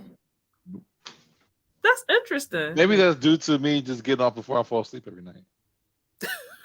He said I'll beat you to it. They ain't gonna catch me off guard. I have sleep I have sleep orgasms and then I've had wet dreams because they're not the same. Because the sleep orgasm a sexual dream. Sure, don't you still wake up wet anyway? Nocturnal orgasms. No. When I had a sleep orgasm, I climax and I feel the climax, but I'm not wet. But then I've had dreams where I am wet. It's different. They're different. Because when I wake up, when I have a wet dream, it's in my head. Nobody else knows I'm having a dream. It's in my head, and I wake up and I'm wet. When I do have the sleep orgasms, you can hear me. Like if anybody's in the room with me, they're going to hear me. I'm actually climaxing, but I don't get wet. Make it make sense. So we got to make you do a sleep study. Make it make sense. My sleep study might be wild. Like yeah, we got to put your head with the nose on your brain and the pads. Just watch you go off the starts. Okay, see, that's nocturnal emissions. People usually have those to relieve stress. So if you have a stress in your life or something like that at that particular time, usually to reduce stress, it does that in your sleep because you ain't gonna fucking get rid of your stress in your awake time. When you sleep, it's all right, bitch. We're gonna get this out of here. So that's kind of how Your body is doing it for you. You play too much. Yeah, you play too much. Wow. Yeah. So some other factors is social isolation that could cause you to develop a sexual addiction. Social isolation, so like being in your room all the time, never going out, never being social, increases one's likelihood to seek inappropriate ways of being sexually gratified. It can also cause depression, physical maladies that can contribute to sex addiction or unhealthy sexual behavior. So porn addiction probably stems from social isolation. They stay in their room all day, watch porn all day, masturbate all day. It becomes more of a habit, and then they can't stop doing it. You know what I mean? That's kind of how that kind of.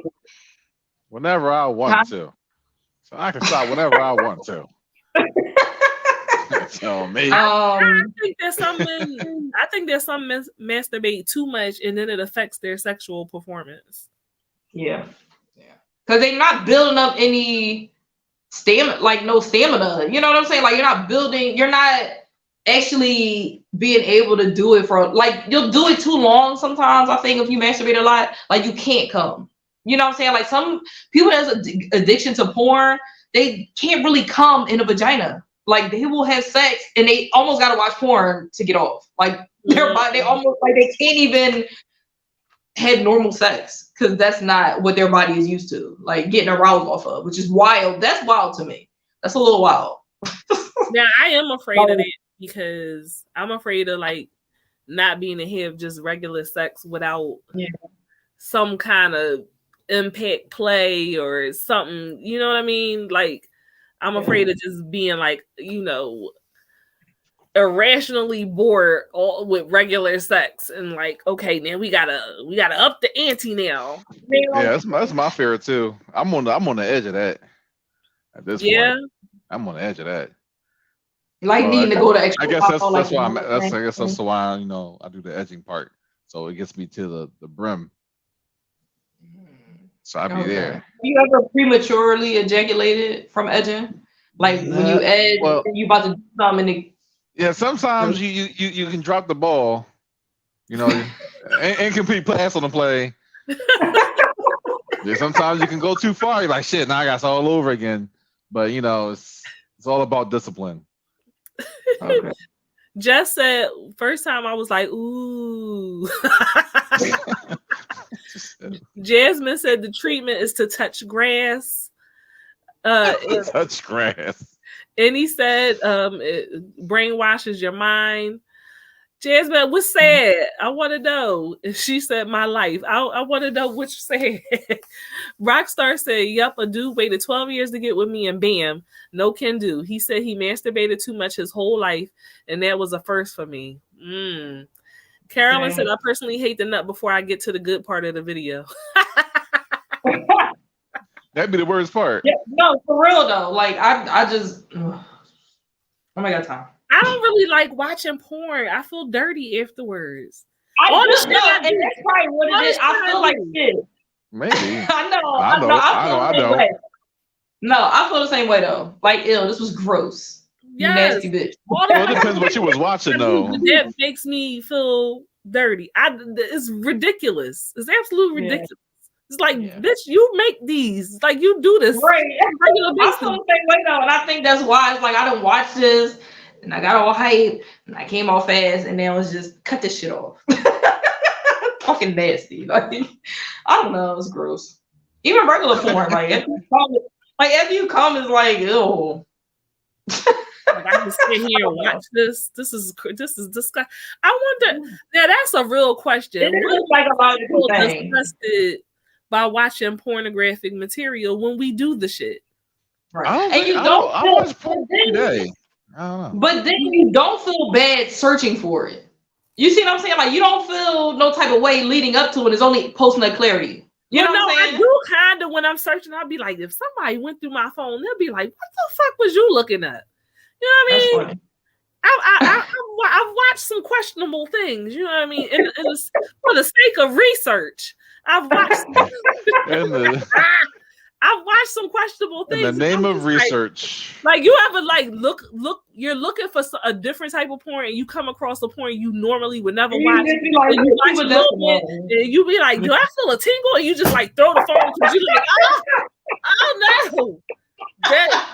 I don't want this to turn me on. Like your body be like, yes, and you be like, bitch, no. You better never tell nobody but God. No, yeah, that's funny. Good night. Bye, thank you for coming through.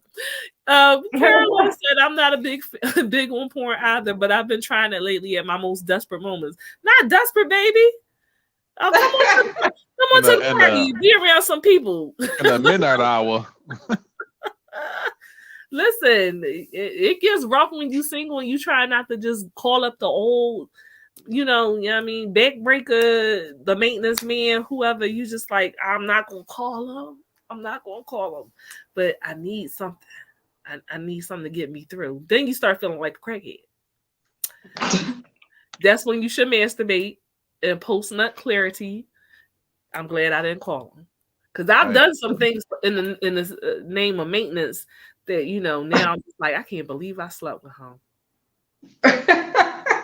God, it's so, if I could take my sex back from some people, I really would.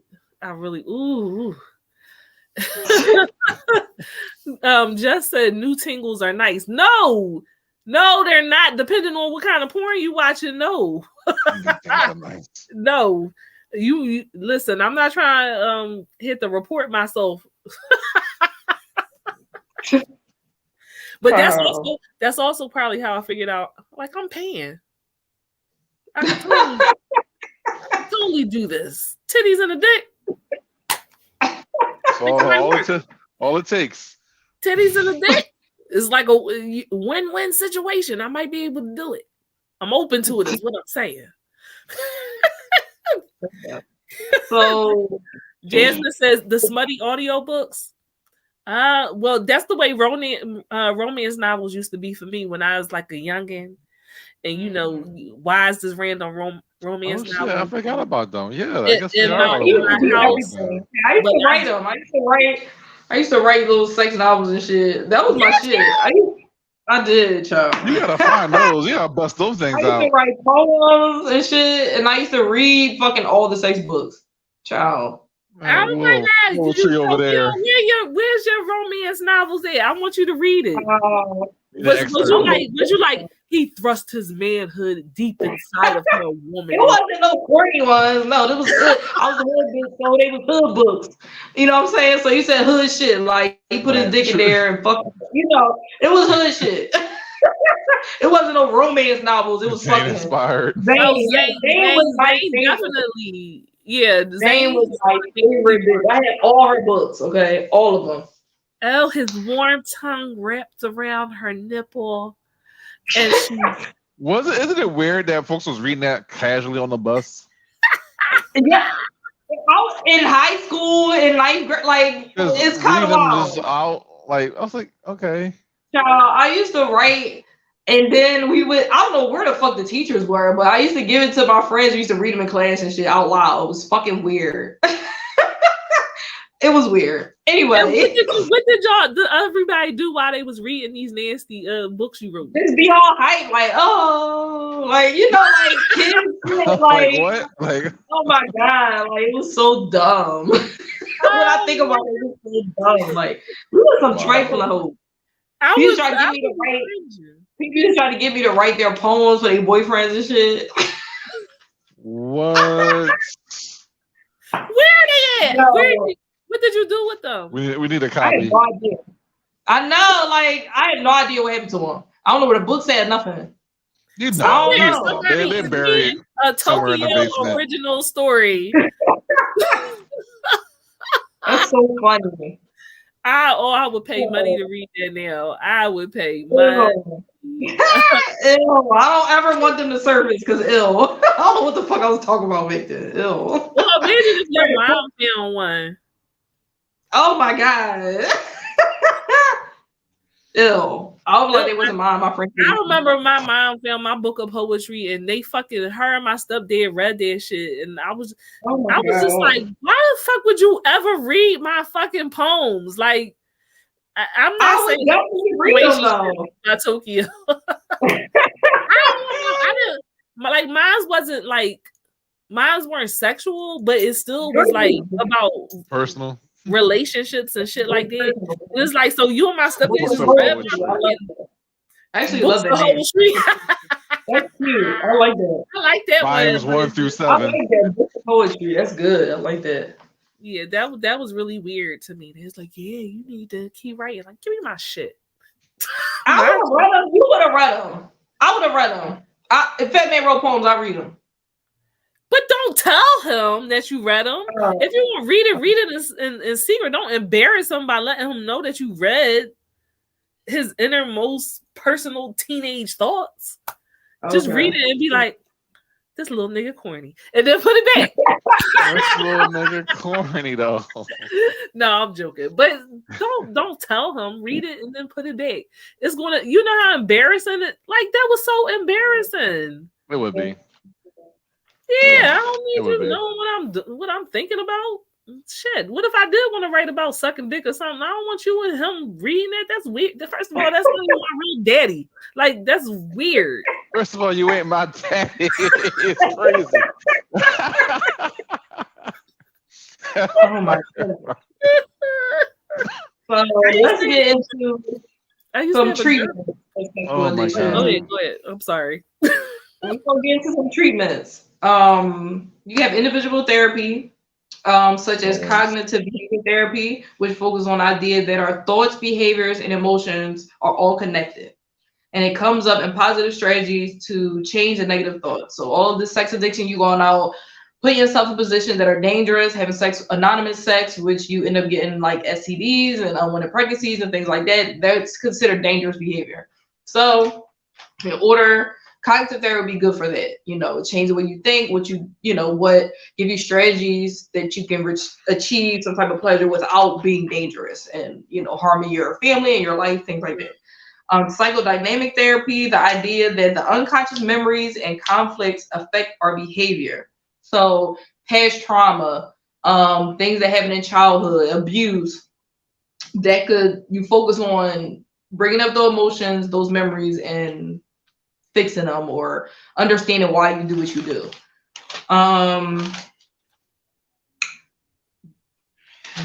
Please don't come in the way I say this, but for some reason this is hard to say.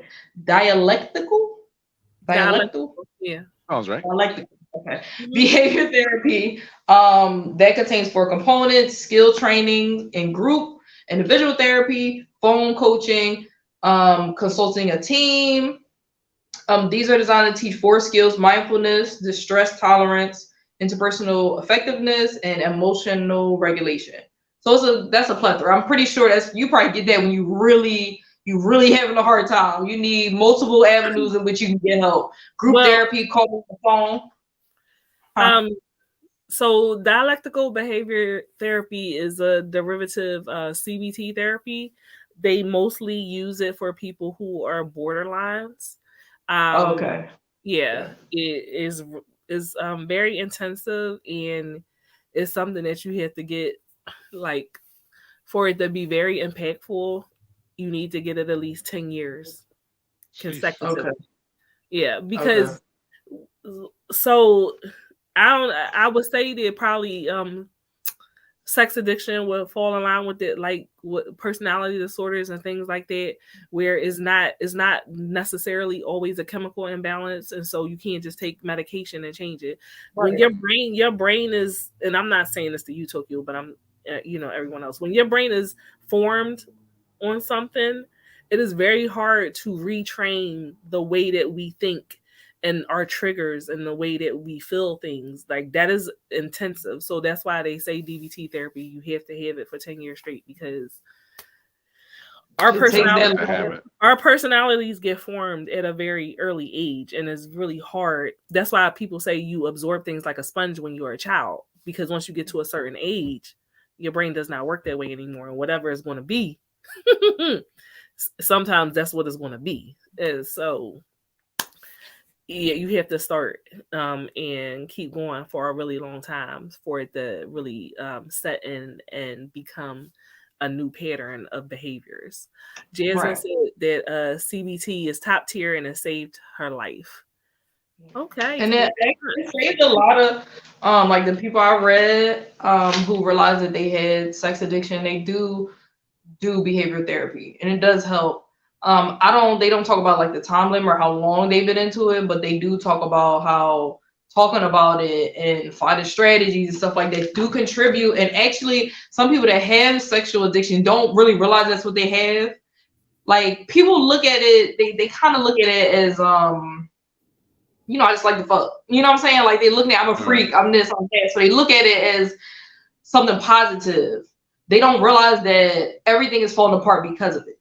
You see what I'm saying? So some people don't do that connection on their own. So when they go to therapy, it's like, you know, you're having sex outside with a stranger that you put off the street is dangerous. They can have AIDS or herpes that's not something they think about. You don't think about it. I just got to do this. Like I have a compulsion. So they have to be taught that, and therapy helps them understand that's what they're doing and how dangerous it is and what you need to do to fix it. So therapy is good for everything, even when you're happy. I still think I'm saying this as somebody who I don't even go to therapy. I ain't no therapist, but I've had in the past. But therapy helps with anything. You want to go again, right? Yep. I'll be up in there. Join me. Be in therapy. Be a therapy friend. I know I don't like having stuff to do. Like I know. Yeah, it helps. It does. I didn't go to therapy yesterday because I had to work. I had to do work. Yeah. But I try not to miss it if I really have something like that I need to deal with. You know, one day I was like, I'll live till next week. And it's a shame because y'all my friends and y'all go to therapy. Y'all doing so good. I'm so proud of y'all. Why she say it like I'm so proud of y'all. I'm happy that y'all are doing this and y'all getting y'all mental health together. I don't know how y'all do it. Oh Lord, the bald-headed demon is back. Black people do go to therapy. I go to therapy. Jess goes to therapy. I at some point in time, Jess went to therapy. Carolyn, I had negative experience with therapy. I went and I stopped. Why'd you stop going? Because the therapist was like, "You already know what's going on. Why are you here?" I was like, "You're right." And so, did you fix it? Did you fix it? It was like 2 sessions. It was like, yeah, I don't know. I'm pretty made up in my mind. Yeah. Did you fix the issue? Is what I'm saying. Yeah, I did. Okay, all right. But I ain't need therapy for it. But you know, no, obviously you did because I did. You weren't doing the thing before, and after you went, even though you didn't have to go there long. You needed somebody to say, "Get your shit together." No, but you know, yeah, therapy is good. It was different type of therapy. It was like marriage therapy. Oh, well, you. I was about to say something that might be a little different. Yes, growth. I learn stuff from my therapist all the time about myself. Like I know a lot of shit. I know I'm fucked up. So for the most part, I know why I do the shit that I do. But sometimes it's something that's right in front of my face that I don't see, and she'll be like, "Well, what's going on?" And I'm like, "Bitch, this is why I'm here. This is why I'm here with you because I didn't even put that together." So Tokyo, I feel like you should go, even if it's bi-weekly. You know, and here in Curtis, I need him to go too. Paying someone in a tweed sweater to tell me stuff I already know. It doesn't matter whether you already know if you're not doing anything actionable about it. It doesn't matter. You gotta apply it. Got to apply. You have to apply. If that's the problem with him. You don't want to apply it. This is my thing that doesn't make sense. Go here and be like, oh, this is the way I am. Chaos all around me, fucking chaos, right? Okay, I don't know why this is happening. But you so self fucking aware. You're so self-aware. Then do the thing to stop the chaos. But if you're not doing the thing to stop the chaos, maybe it's because you're comfortable in chaos and you don't want to admit that you cause chaos because that is where you feel most comfortable because that is what you may have grown up in. Well, that's a prerogative, you know. That's absolutely part. That's the truth. People are comfortable in chaos. It's fun and exciting. They get their adrenaline pumping, all that shit. They love it. I need everything to burn around me. He says my therapist's name is Morgan. He's a captain in the Navy. And he's doing a piss poor job. All he's doing is destroying your liver. Jasmine said, I've been a therapist in my college too. There's no one for everyone. Just take some time to find the right person. Oh, Jasmine. Couples therapy, whether mono or poly or ethically non-monogamous, when people don't want to shine a light on a shit. Ooh, that's ooh. And I've been to couples therapy before in the past. When people don't want to see, you gotta do the individual work and then come together and then do the group work. People, hit dogs start hollering. People start getting touched in their spirits. And then it's, I don't want to go. I don't want to go no more. That person can't help me. They can't do nothing. Listen. Got your feelings on. Accountability is a bitch. Accountability is a bitch. And the crazy thing is that all the things that you need to do your individual work for, right, affect your relationships. And so people like, this is what I need from a relationship. But a lot of times you really don't know what you need from a relationship because you have not done your individual shadow work. So, because once you do and you heal from certain things, what your partner is going to look like is going to change completely. The same person that I've been in many a relationship, right? When I was broken and I was really bad off, the relationship I was in, once I got healed, I was like, how the fuck did I end up with this person? Because I was attracted to something based on where I was at within myself. And then once that was gone, I was like, oh, we gonna have to end this. Because I would have never been with you ever in life. Out of the frying pan into the fire.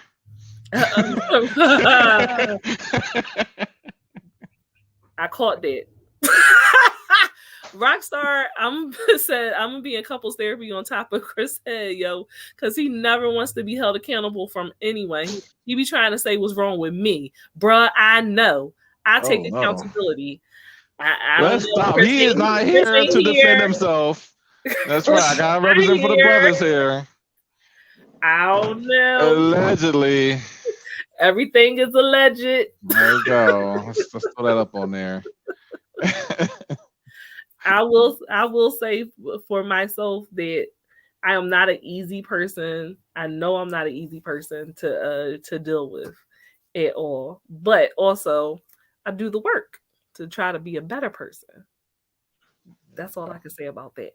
I will do the work and I will listen. If you say you did this, you fucked up, that's real fucked up, then I will, maybe not at that point in time, because sometimes I'll be in my bag. Fuck you. I don't give a fuck. But later on, I'll go back. That's a 2 steps forward, 1 step back approach. I'm saying I will. It's still a step forward. It's still a step forward. You just take that one back. It ain't no I do the work. I'm talking to the person in the comments right now. It ain't no I do. Now I will go back and I will think about it later. And I will be like, all right, Miss D, that's my therapist. Shout out, Miss D. I'll be like, Miss D, this is what happened. And I said, boop, boop, boop, boop, bop. And she'll tell me, she'll be like, that was not the healthy response. And I'll be like, well, I ain't want to be healthy. But I will listen to you right now, tell me how I should have reacted and what I said wrong, or how I could have done that better. That's all I'm saying. Just be working on your shit.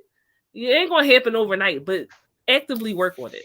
Right. Rockstar says, everyone says that until they see it for themselves. He had my fam against me. I'm not saying that you're lying on him. I'm not saying that you're lying on him, Rockstar. But I know you well enough to know you're not an easy person either. That's all I'm saying. You know what I'm saying? Both people. It takes two. So me and you have some things in common. I know you're not an easy person either. Jasmine said, come with warning labels, tools, and professionals. A guidebook. I will give you a guidebook on me. I will say, if you do this, I'm going to do that. If you do that. That is very helpful. That's pretty interesting, though. I wonder if I could do that. Like, write down what's all the things wrong with me. Can y'all do that? Y'all can write a list of things that FAQ. Yes, I could. Right. That's so interesting. We should do that. That could be homework. Okay. And then we come next episode and talk about them. We can do that. That's a good idea. So we're gonna write down everything that is fucked up about us and makes it difficult to be in a just do your work.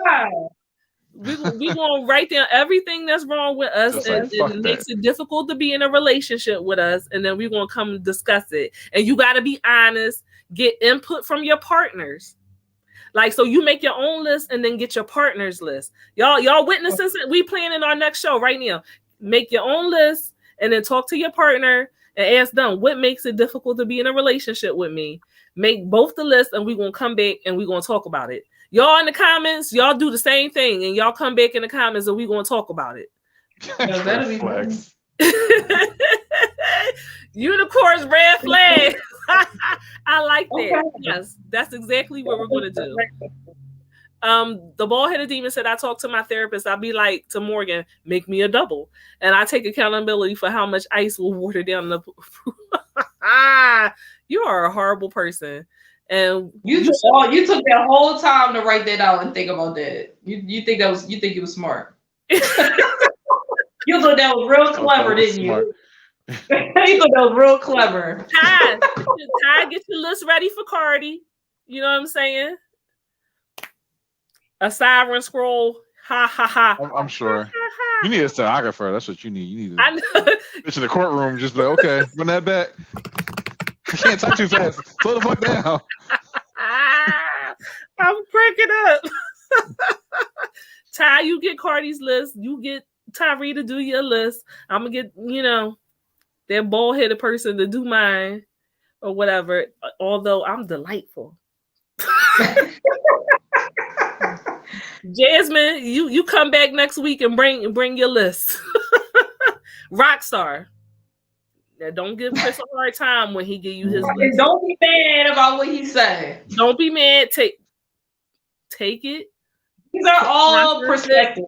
Learn how you perceive yourself and how they perceive you. Breathe with your diaphragm. Breathe. Don't kill. Listen. Don't kill nobody. Don't get into no fights. Don't break up no happy homes. All right. This is a learning process.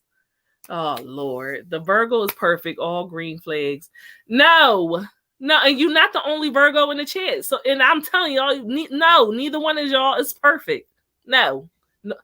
All are fucking insane. Okay, she took that personal. No Virgo is perfect. Okay, Aquarius is about as close as we get. You're so irking. No, they're not. The Virgos are not perfect, and y'all known for thinking that y'all perfect. Look at Beyonce. Beyonce's not perfect. She's been wearing the same number 27 lace front wig for how long? That's not perfection. That's not perfection at all. You don't know that you need to switch your color up, man? Well, at least it's consistent. Y'all get on my nerves. Oh no, Jasmine. I forgot you was a Taurus. You crazy. No. Tauruses are batshit crazy. Everyone knows that. Carolyn. We know you crazy. Now come on now. Cut that. Why are we in here lying? Why is everybody in denial on this show? Everyone's crazy but everyone's lying. Everyone is crazy except for me. A horoscope episode next month. I'm ready for it. I've been ready for it. So you let me know. Let me know when we're going to do it. And the Queen of Aquariuses, okay, will be there to represent all y'all other sad sack of zodiac signs. Carolyn, I do love you. I get along very well with Tauruses, but I also know that y'all crazy, and that's why we friends. Ty said, I think I need a drink or two for that. You see who I'm humping. Your sign, Carty. I'm a Sag. He's a Sagittarius. A good Sag. Jasmine, you accountable for your shit? Let me see your man list. I got to see your man list. I don't know. You seem very sweet. Jasmine seems very sweet and very innocent, but I also know those will be the ones that cut you. That's all I'm going to say. Everyone needs a Virgo to enhance their life and sanity. You mean get rid of their sanity? Shorten their life? Yes. Uh-huh. Anyway, y'all. So we will see you back here next Thursday with y'all list. Get y'all list together. Curtis in here talking about doing a horoscope episode next month. I'm with it. We could do that. We can select someone for every sign. Male. We need male and female because the males and the females are different. So we need. Anyway. I love both of the Virgos in my life. I love them immensely. But also, that's all I'm going to say. But also. One of them has almost died several times at my hand. So, not you, Jess. You know it ain't you. Thank you so much for coming out tonight. All right. Please put money aside for my bell, as I do have a Virgo in my life, and I will be needing it in the foreseeable future. You see why? Again, if you like the shenanigans, the debauchery, please give us poor struggling content creator stars. Carolyn, thank you again for the stars that you have contributed. If you want that information about the party, Carolyn, make sure you inbox me so I can send that to you. Or I'll send you the information over. I'll try to remember. I'm gonna do it right after this. We will be having tacos and margaritas. So come on and hang out with us, unicorns.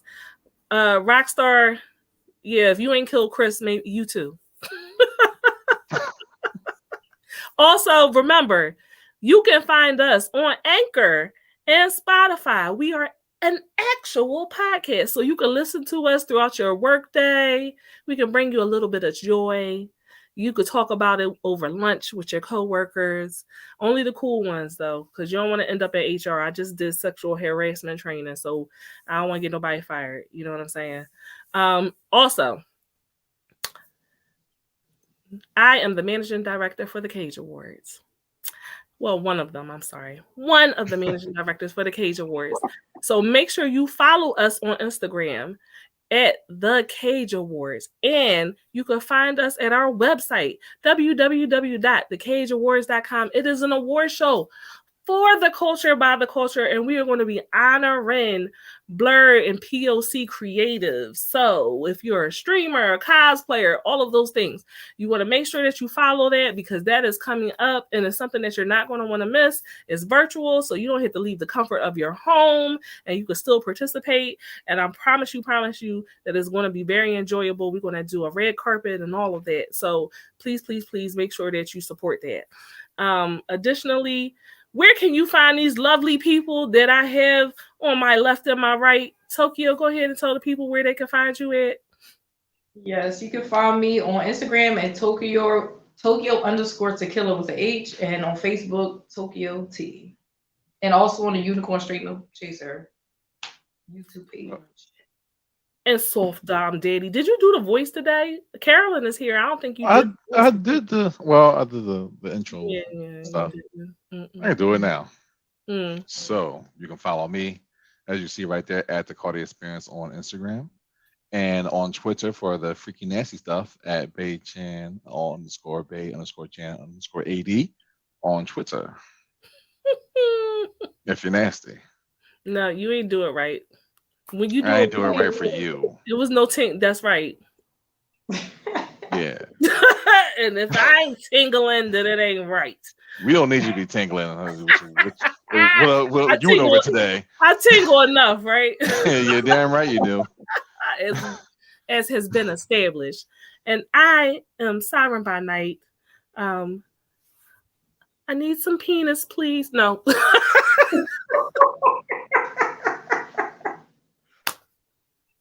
Don't get in trouble. I'm Siren with the penis problem.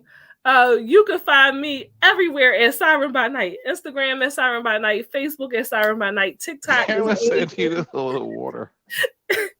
At Siren _by Night. You also can find me on all the Unicorn Straight No Chaser Playable forums on Facebook, Instagram, and TikTok. Also, you can find me on Twitter, but I'm not on Twitter. I don't really like Twitter, but I have a page.